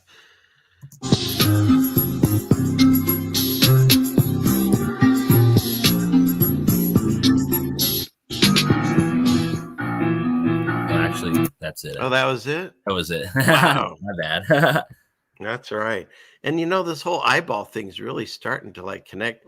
I told you there's a Muslim friend of mine that he's one of the most godly men I've ever met. And he told me this story. I'll just paraphrase it. It's about this guy that all he ever did was praise God. And so God came to him and said, you can have whatever you want. And he goes, well, I kind of want to be just put off by myself where I'm self-sufficient and just pray to you all the time. And he said, great. And he puts him on this little island, and that's what he does all the time. And he has all the food and water he needs. And then when it's close to where he's going to die, God says, is there anything that you need? And he goes, well, I'd just like to die in that prostrate position with my head to the ground, praising you. And so that's how he goes out. And so then when he goes to heaven and he's there, and God says, okay, here's this, I forget his name. He gets to go into heaven by my grace. And the thing that you're saying, the court of God, it's funny because it's like, then the guy decides to mouth off, which is so stupid. Like, okay, whatever. He's like, what do you mean by your grace? What about everything I prayed to you all the time, my whole life? And God's like, all right, hey, bring him back. And so he goes back in and he's like, okay, he goes, here, let's do this. We'll match up what you've done and what I've done. We'll forget about the fact that I gave you life. All right, we'll give you that. So on this side, we'll put on this scale all of the prayers that you said to me. Boom. Okay. And on this side, guess what he says? We'll start with your eyes. I gave you the sight. And he puts it on this, and the scale goes conk. And he's like, now we haven't even gotten anywhere else. And this is as far as we've gotten. And you have nothing compared to what I have given you throughout your life. So yes, you will get to go into heaven, and you get to go in by my grace. And get out of here. Right, and it's like, but that story is about, the first thing he talks about is his eyes. And here we are again talking about eyes. It's kind of weird. And the judgment day of God. And it's all in that one story that was taught to me. Pretty trippy. Just very crazy, you know. And it's funny how a lot of things are based upon the eye of Horus, you know. Mm-hmm. So that's it's on the dollar bill, right? Yeah. It was It was in all the Lord of the Rings movies, right? Absolutely. Yeah. The dollar Who was bill it I was listening to? Someone said that they did one of those drugs that everyone's talking about. Again, I did a story on it, just saying everyone be careful, because the CIA is currently doing productions and stuff looking into things like what is it, the MDA and mushrooms and different things that people are all talking about. They're working and they're making it. So you don't, just be careful where your stuff's coming from, because they obviously have your best in mind, intent in mind. But someone said they were on some trip and they felt a bunch of eyeballs on them, like the eye of Horus. And I looked at my wife and I go, that sounds terrifying. Like, that's like kind of like proving my point. Yeah, you're on the other side of the veil, but you're surrounded by who's waiting for you. Demons and shit, right? It's like, get me out. No bueno. I don't want a bunch of eyeballs. And they show it in those movies, right? The longer you have the ring, next thing you know, the thing's looking at you. Right? Yeah. They showed it to you on Lord of the Rings, right? Fredo, or what is his name? Fredo, right? I'm not a Lord of the Rings guy, so I don't. Well, obviously I was, but I don't remember their names. I mean, I've seen the movies, but I wasn't even. Yeah. Fredo, he puts on the ring, and the longer he wears it, then he's back at him. The eyeball, the eye of Horus. Yeah, I mean, like you said, they put truths, all the movies, all the shows, all the music, but turn on your local news or open up to any page in your history book, and it's about 98.7% lies. But that 2% is what everyone's holding on. But this is true, whether you think this or that. It's like, so 2% is true. The whole thing's true, right? Well, like a lot of people know, my father passed away just recently. But what happened was, and I even told my mom this. There's a story about Samson, and he's gonna die, but in his last act, he actually kills more people than he did his entire life. And so I said to my mom, my dad was checking out, but the last thing he did was a whole bunch of people that haven't been talking have been talking to each other, not because they didn't like each other, just because, life happens. And so all these people have made these connections. And I'm now started talking to my mom about the things that I would talk to my dad about, but she wasn't ready. And so one of the things that she said the other night when we were discussing it is she now thinks that there is something up with the moon landing. And she doesn't believe that there's a car flying in space. And so I said, well, just so you know, Mom, those two things that are provable to you now, they've lied to you. I said, if someone close to you came to your house and lied straight up to your face about some pretty big things, would you ever trust anything else they said? And she said, no. And I go, well, now you're on the path where I started. And so praise God, we'll see. I'll keep praying, but there seems to be a little bit of an opening in all of this trauma that's happened to my family. So, that's how he works in mysterious ways, maybe. We'll see. I'll keep you posted. But isn't that something? She's starting to see it now. No, he does. He does work in the most mysterious ways possible. But here, I just got to use the bathroom real quick. I'm going to put a song on. Put a song on. Break. I'll pee too. Anybody else? You all got to pee? Go ahead. I'm gonna say we could probably rock for another like half hour or so on my end. But cool. wait, you have to give me this. You have to let me share screen one time, and I want you to see this. The thing that I was mentioning when I told you, what does it mean? We'll play this out. Can you see me? You're up. Okay. If you haven't seen this, Steve, can you hear it? That's tomorrow, and that is it for us today. And we will leave you with I can't do it. We'll do it live. Okay. We'll do it live. Fuck it. Do it live. I'll write it and we'll do it live. And thing sucks. Yeah. 5, 4, 3. That's tomorrow, and that is it for us today. I'm Bill O'Reilly. Thanks again for watching. We'll leave you with Sting and a cut off his new album. Take it away. Anyways, because somebody says that they wrote in the script, they wrote and we'll play us out, and he loses his mind, and that's what you were saying. Anyways, so I was talking to two people. Anyways, go pee. That's okay. All right, guys, we'll be right back. Please don't go anywhere. And if anyone would like to make donations, the link is pinned in the chat a couple times. Highly appreciate that. But we'll be back in just a minute. Let me put the earphones in. Sounds better. All right. Come, I'll show you the sweetest delight in the garden. As a surprise for Adam. Really? Come. All right. Here. But this is the one tree in the garden we cannot touch.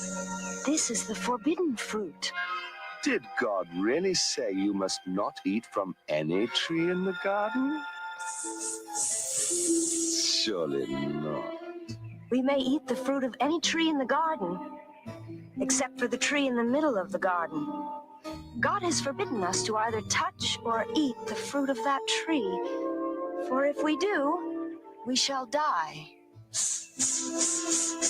You believe that nonsense? Of course you will not die. God knows that as soon as you eat it, your eyes will be opened, and you and Adam will be like gods yourselves. All of us one day will reach the level of the avatars that we have read about in history, the Buddhas and Jesus. Infinite One's God. You witch your serpent, you cast your spell upon this planet with your graven images and your wishes to be worshipped. Witches and warlocks flock like Harry Potter fans, waiting for your new age plan to spread across the land. You got the masses dumped down where you want them, convinced that you don't exist, and now you got them atheists. Some even think they're evolving to a godlike level above and beyond human. These Luciferian lies feed on ego and pride. They come disguised as an angel of light, like the original sin and the first deception. The tree in the garden, don't you see the connection? It's the same old lie that he used back then at the beginning of time, at the fall of man. Have we forgotten the truth within the book of Genesis? Ignorant of the nature of sin, so we dismiss written words of God as an irrelevant myth, but then embrace all these new age thoughts of nonsense. It's not good or bad. There's no God waiting to punish you because you did one or the other. There is no God in doing everyone's God. Welcome to the kingdom of heaven, without judgment, without hate, without testing, without anything. I call my practices that pagan worshiping in fact exists. See through the smoke and the mirrors and the mist, from Atlantis to the American fanatical myths, to the UFO connection with the German SS. Secret society elitists from the east and the west. Illuminati and Masonics, and it all connects. Satanic worship to the depths, we don't want to admit. It's a globalized illusion that we gotta correct. Check the symbols and signs like the all-seeing eye. Read the Bible facts to understand the great design. See the writing on the wall, we're living in end times. And even the elective now bought into the lie. Real Satanists are dressed up in their suits and ties, eating the fruit like these fools who think they are divine. They aren't evolved, they're just blinded by ego and pride, living a lie that disguised like Jekyll and Hyde. Can you deny that these times were all prophesied? Read Matthew 24:24, you decide. There's no such thing as good or bad. Judging takes practice and condition. There are things that I do that I know they evolve me. There are other things that do not evolve me. It's not good or bad. There's no God waiting to punish you as you get one another. There is no God. Everyone is God. Everyone is God. Everyone is God.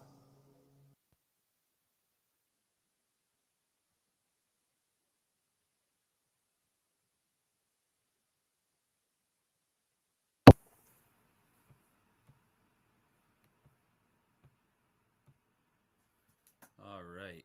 What is going on? We are back. We are live. We have gone to the bathroom and we feel great. But yeah, we're probably just gonna have another, I don't know, 20, 30 minutes seeing what's happening. But real quick, guys, like I said before, the link for donations is in the chat via PayPal.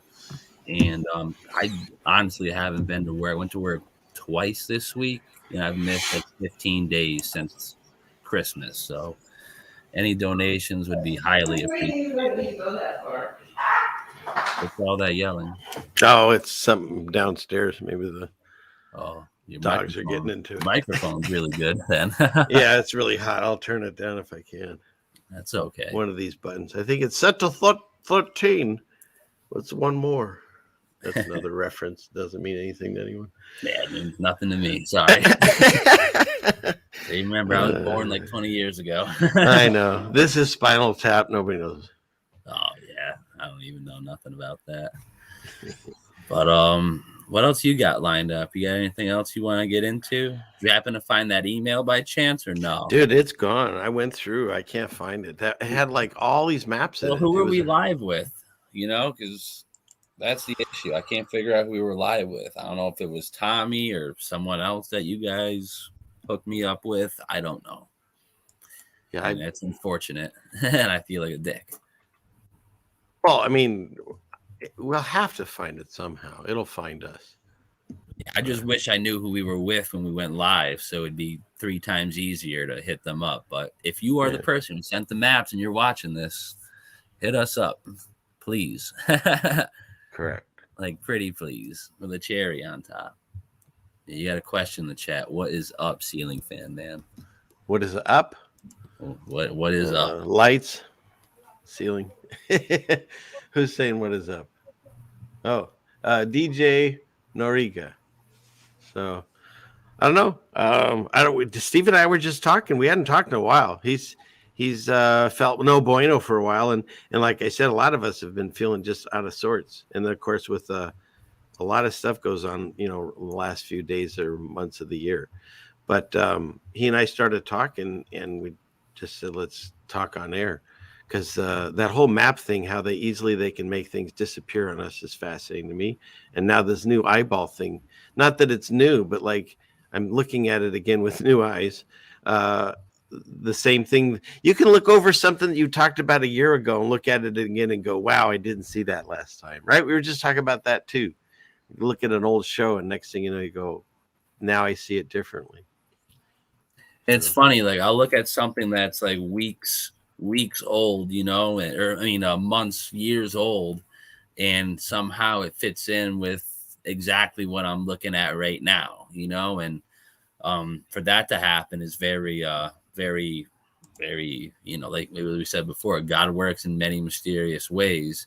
And I feel like one of them is definitely the information realm. Because like I was saying before about the map we were just looking at, I shared that video a month or two ago, and within that month,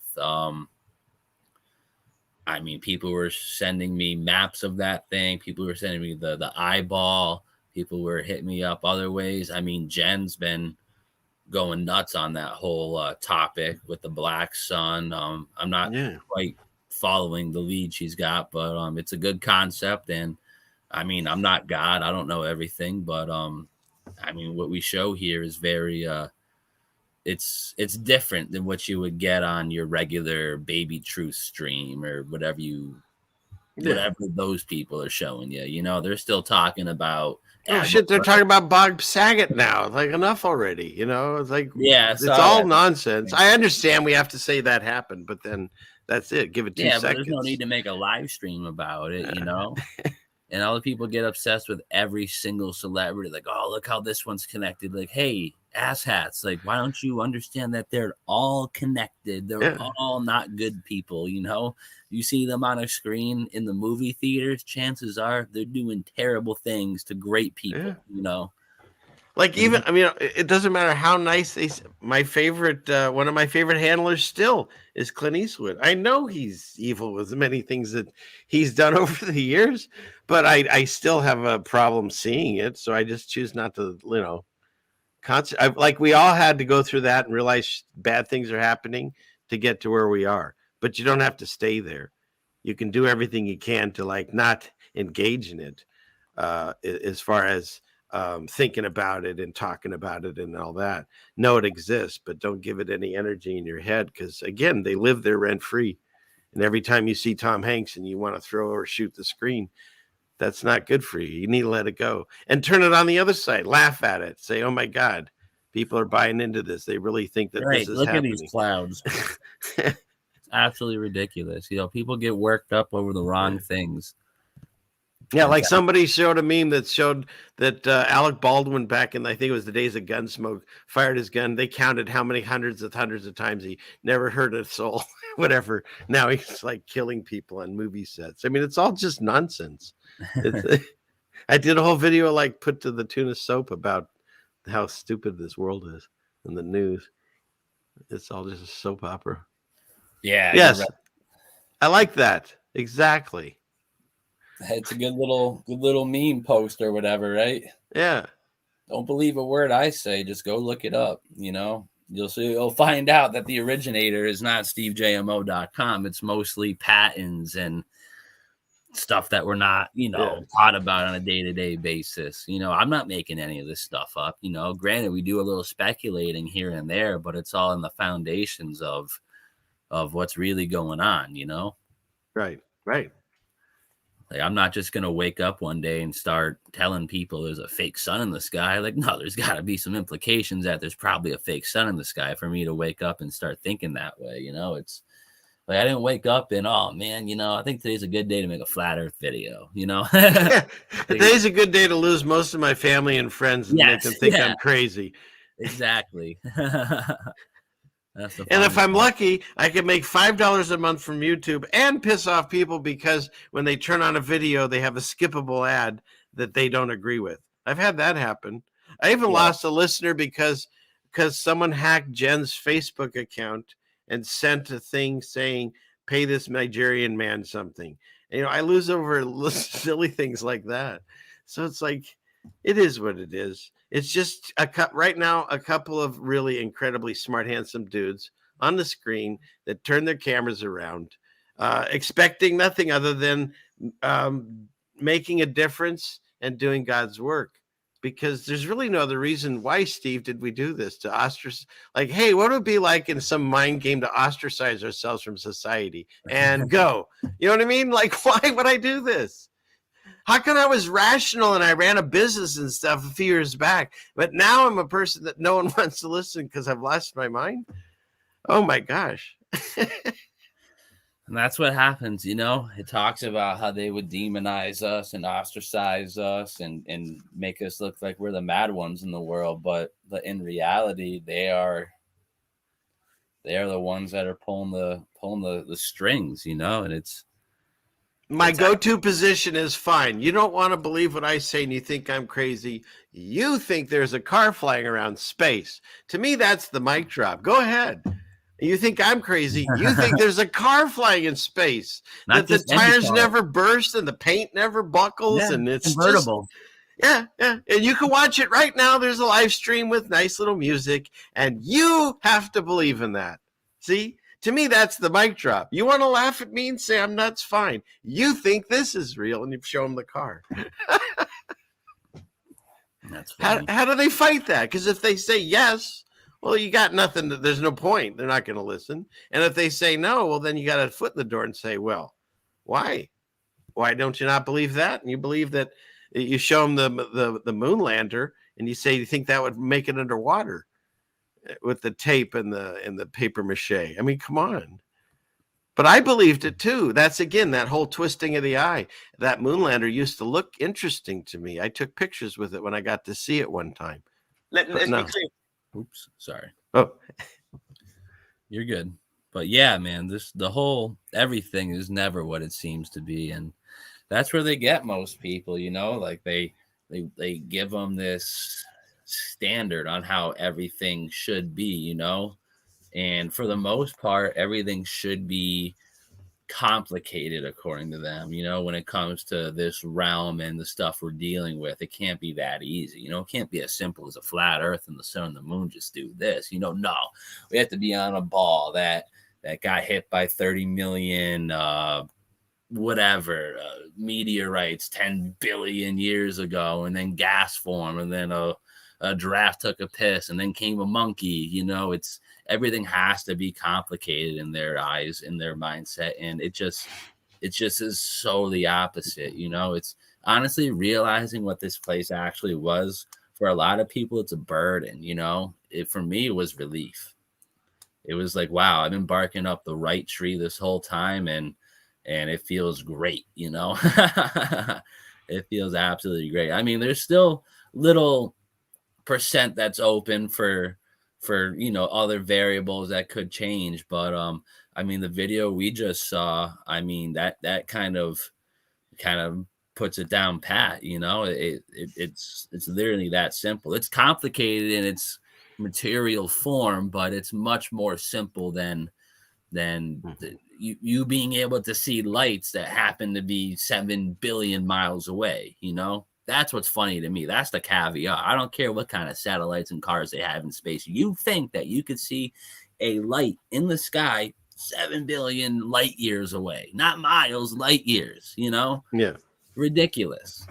Yeah. Or you can see Tycho crater on the moon, which is like whatever, Yes. 60 miles, 66 miles, or whatever you can see with your naked eye.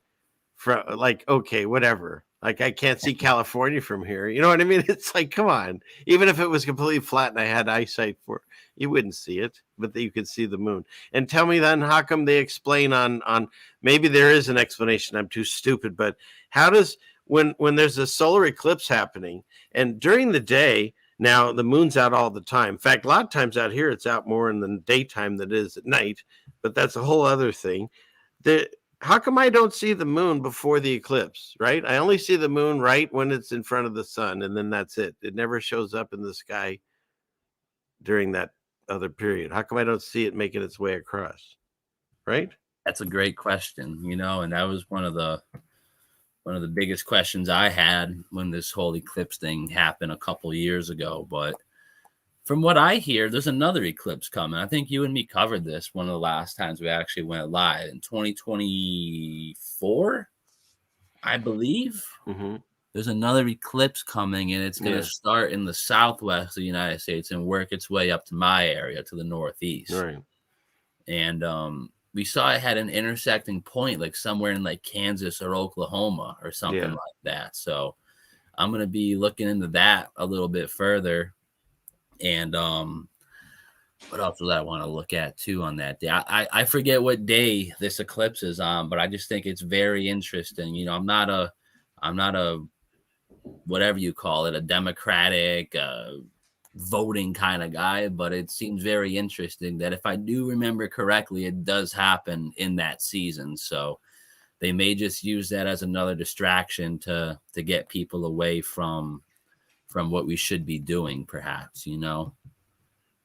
Yeah. Use the whole election thing while we should be looking up in the sky, not the opposite. I know that was worded backwards, but very interesting. Oh, hey, good to see you. I've been praying for you. I heard Yes. Shelby went through some stuff, so I almost forgot to pray too. I was like about to fall asleep, and I've opened my eyes. I'm like laying in bed. I'm like, oh man, like, does this count as a prayer? I'm not getting all of them do. I hope they do. God, I had so much fun with you and your mom and Steve and Jen. We were just walking around, checking out old buildings and stuff. That was just the best time. So that was sick. That was awesome. That was like doing a live stream live. Like I had like the camera guy who was you. I had the audience. It was fun. And over here, Jen's in this building. I'm on top of this building over here. And you're in the middle, like, I don't know where to film. And I'm on 10%. Yeah. And I don't know if you were listening earlier, but we've all felt this like darkness, and it's been breaking. And so hopefully you'll get better very soon if you haven't already. So, and it's, like we were saying before, it's like a lot of people were getting hit up with ailments or something, you know, something negative happened to a lot of people over the last 2.5, 3 weeks, you know, and what you said earlier, something that I've talked about on this channel many times is sometime around Halloween, you know, every year, from what they tell us, you know, like when you read occult, not biographies, but occult just text and whatnot, you know, they talk about how the veil between our world and the spirit world is exponentially thin in or around Halloween. And I don't think it ever shut up this year. I don't think the portal ever closed, because we've been seeing this ridiculousness, whether it be dark stuff, whether it just be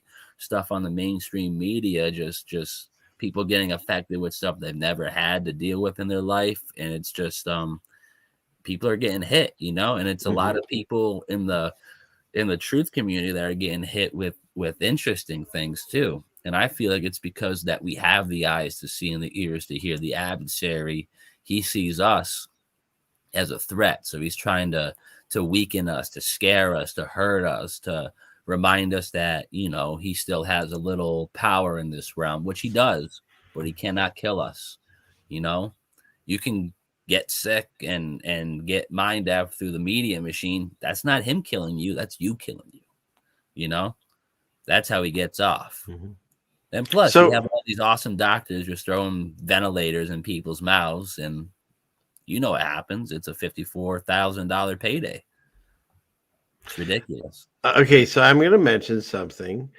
People in the chat, the way these shows work, neither one of us are professional. We do. In fact, this show came up last night on a conversation he and I were having. But we decided we would just come on here and talk. And sometimes, believe it or not, I even talk so much I talk over Steve over here, and he's very gracious and he lets me go, because sometimes I just pontificate on a thought I have in my head. I need to get it out. Having said that, there's a lot of times we don't even look at the chat, and I haven't looked at it in a while. And if you feel that we're ignoring you in the chat, it's not because we're doing anything on purpose. We're just talking, and you came here to listen. And if you have things or questions, write to us. I have an email that's out there, ceilingfanman2020@gmail. Steve has his that's out there. You can write to him or anyone in the chat, because believe it or not, I've talked to many people that have written me that are completely alone. Their family doesn't talk to them. Their friends don't talk to them, or everyone they know has already passed on.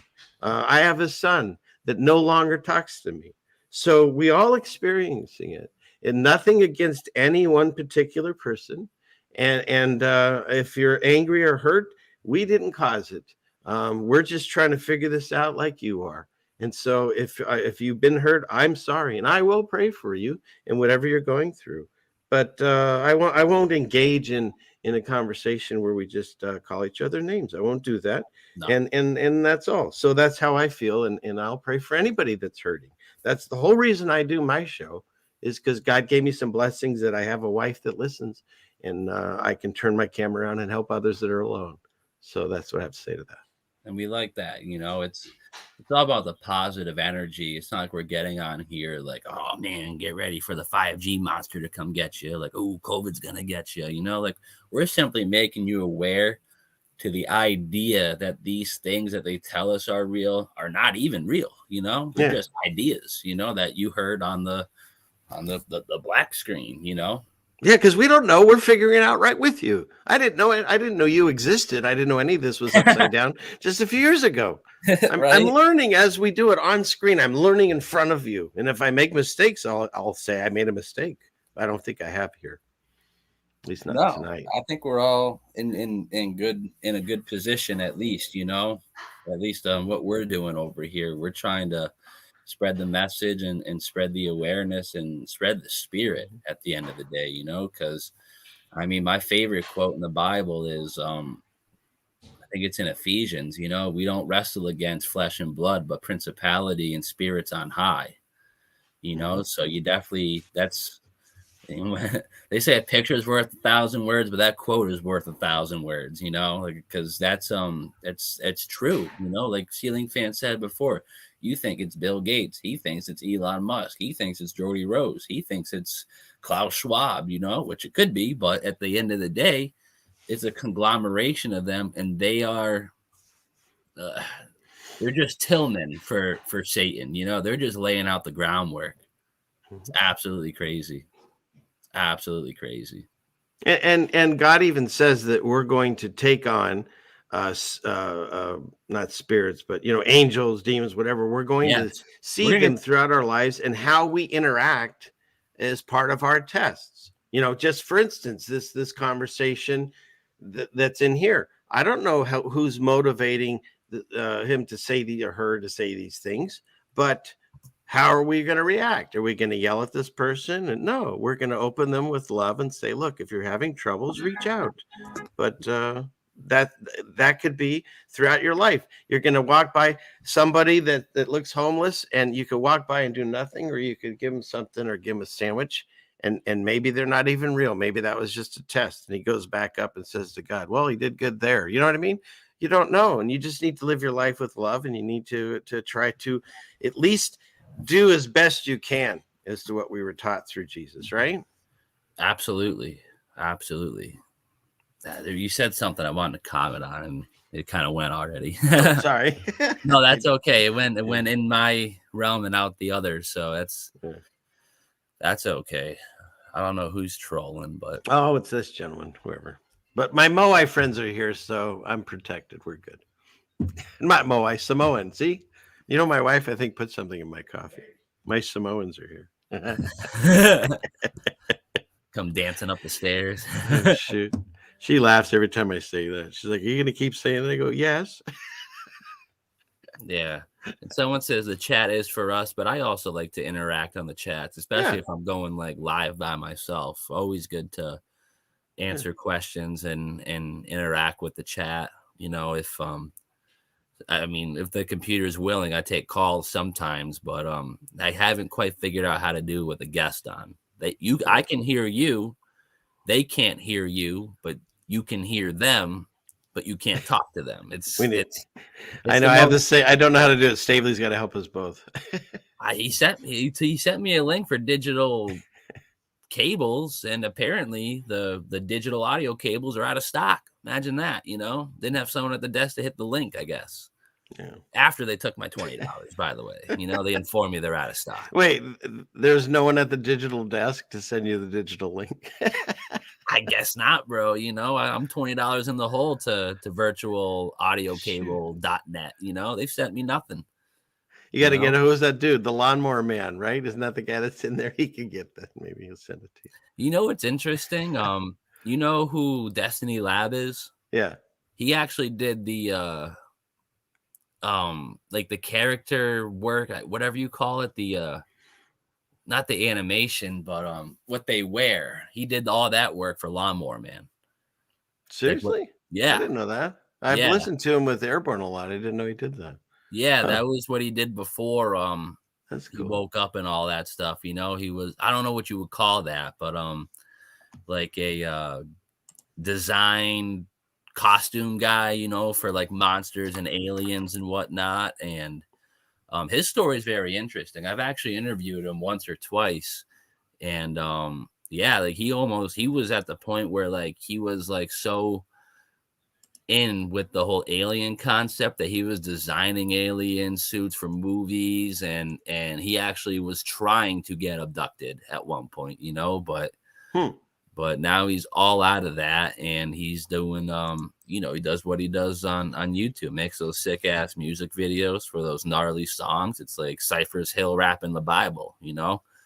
And a lot of people have an issue with that, you know. It's like, in my opinion, I think it's cool because you have all these young kids that aren't going to relate to a 2 hour and 39-minute stream, but you know, they do relate well to rap music, you know? Yeah. So I share his stuff everywhere. And I got a couple people who make music professionally, and I send them their stuff all the time. They're like, "Oh, dude, who is this?" I'm like, "You'll never know him, but just listen, you know, just listen." Because he's not, you know, they don't make music like mainstream music. Yeah. Destiny Lab crew, but and I don't think he wants to either, you know. I wouldn't, you know, make a couple CDs here and there, and that should be good enough. Yeah, I've used his stuff before. I like his music. Yeah, I like the Days of Noah video he's got where it's all the giants and the flood, and it actually shows what we were talking about. How, remember, we were saying that these giant craters all around the world aren't actually craters. That could be where the fucking water started coming up back in the day, you know. It talks about the vaults of heaven were open and the water came up from within, you know. And I feel like those were the fountains, perhaps. I got a post on it on my Facebook wall like a month back, but yeah, Destiny Lab really helped me on my truth journey. Good job, good shit. So I mean, has Days of Noah been taken down? No, he's just being smart. He's not, I mean, the stuff he's showing on Patreon and whatnot, I mean, you couldn't get a 5 minutes of that on YouTube without getting 3 strikes, you know.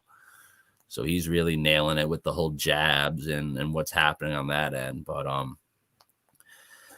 anyone else in the chat have any questions? I think we're just gonna wrap it up in a minute here. If you guys have any questions, just put them in what's it called? All caps. Make them bold, make them big. You got 2 guys with glasses that can't read. And that's the thing, you know, sometimes one of my sons, there's one of my sons that watches me, and he's in the chat, and I swear most of the time I'll ask my wife, was he there? Because I don't know, you've seen it, Steve. You don't read the chat for the longest time, and then some comment catches your eye and you say something about it. But that's how it works. So no ill intent. I don't have favors other than I see certain people, I might comment on them because I've had private interaction with them or so. But other than that, no, if it's a comment, I see it, I'll talk about it. I have no ill intent. So hope everyone's having a good time here. I've been entertained. That eyeball thing is something. I'm going to keep thinking about that all day. I know you got your engines. Yeah. Man, well, when you look at those projectors, they always have, you know, like I said, they have the projection underneath and it shoots it up under the dome on the top. And then we all look at that. We sit in those chairs that lean back. It's the same thing going on. Not the terrarium, but the planetarium. Planetarium, right? Yes. Yeah. And honestly, I'm a flat earther, and I love going into those, dude. Right, right. Because it's like, show me the difference, you know. Because I don't know, man. You know, sometimes I think some of the stuff in the sky is digital, but I can't prove that. But I mean, if you're sitting in a planetarium, you know, you could see Saturn, you know, it looks like a ball, and you step outside, what's the difference? Yeah. Who's to say there's not a couple projection screens up there, you know? I don't think the ones that are going boom, boom, boom, boom, boom, boom, boom in the sky, I don't think those are projections. You could feel those somehow, some way. But pull this up while you talk. Keep going. The regular ones, you know, the stars that we all see that go on forever and ever and ever, you know, granted, they could be souls, or, you know, they could be some sort of awesome projection system that the creator installed. Who knows, man? Flat floor with a round sky. Exactly. Here, I'm going to show you this real quick here. It's 30 seconds. Oops. Stop. 29. Go back. 28. No. The clip. I know. Nut job. Okay. Let's see. We'll go here. So I could put on the 30-second countdown. Click. No, stop it. It's already enough pressure. I told you my wife's putting something in my coffee. Okay, can you see this? I see it. Let's get us off the screen first. So this was the latest. This is what you were talking about. Yeah, it's King Kong versus Godzilla, and he's the whole beginning. He's outside fighting something, and then he takes this tree and he goes ka-choosh. Well, it makes its own noises, and then what do we see there? Wow, that's the same thing I took a picture of, and we've been talking about this grid. Look how many layers there are. There's this grid. And this grid, you can see one. There's a non-physical one. Wow! Right? And it's going through these to somewhere else too, right? What in the world?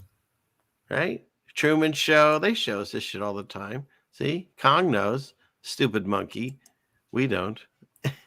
Now, from a movie perspective, is that the same King Kong from the?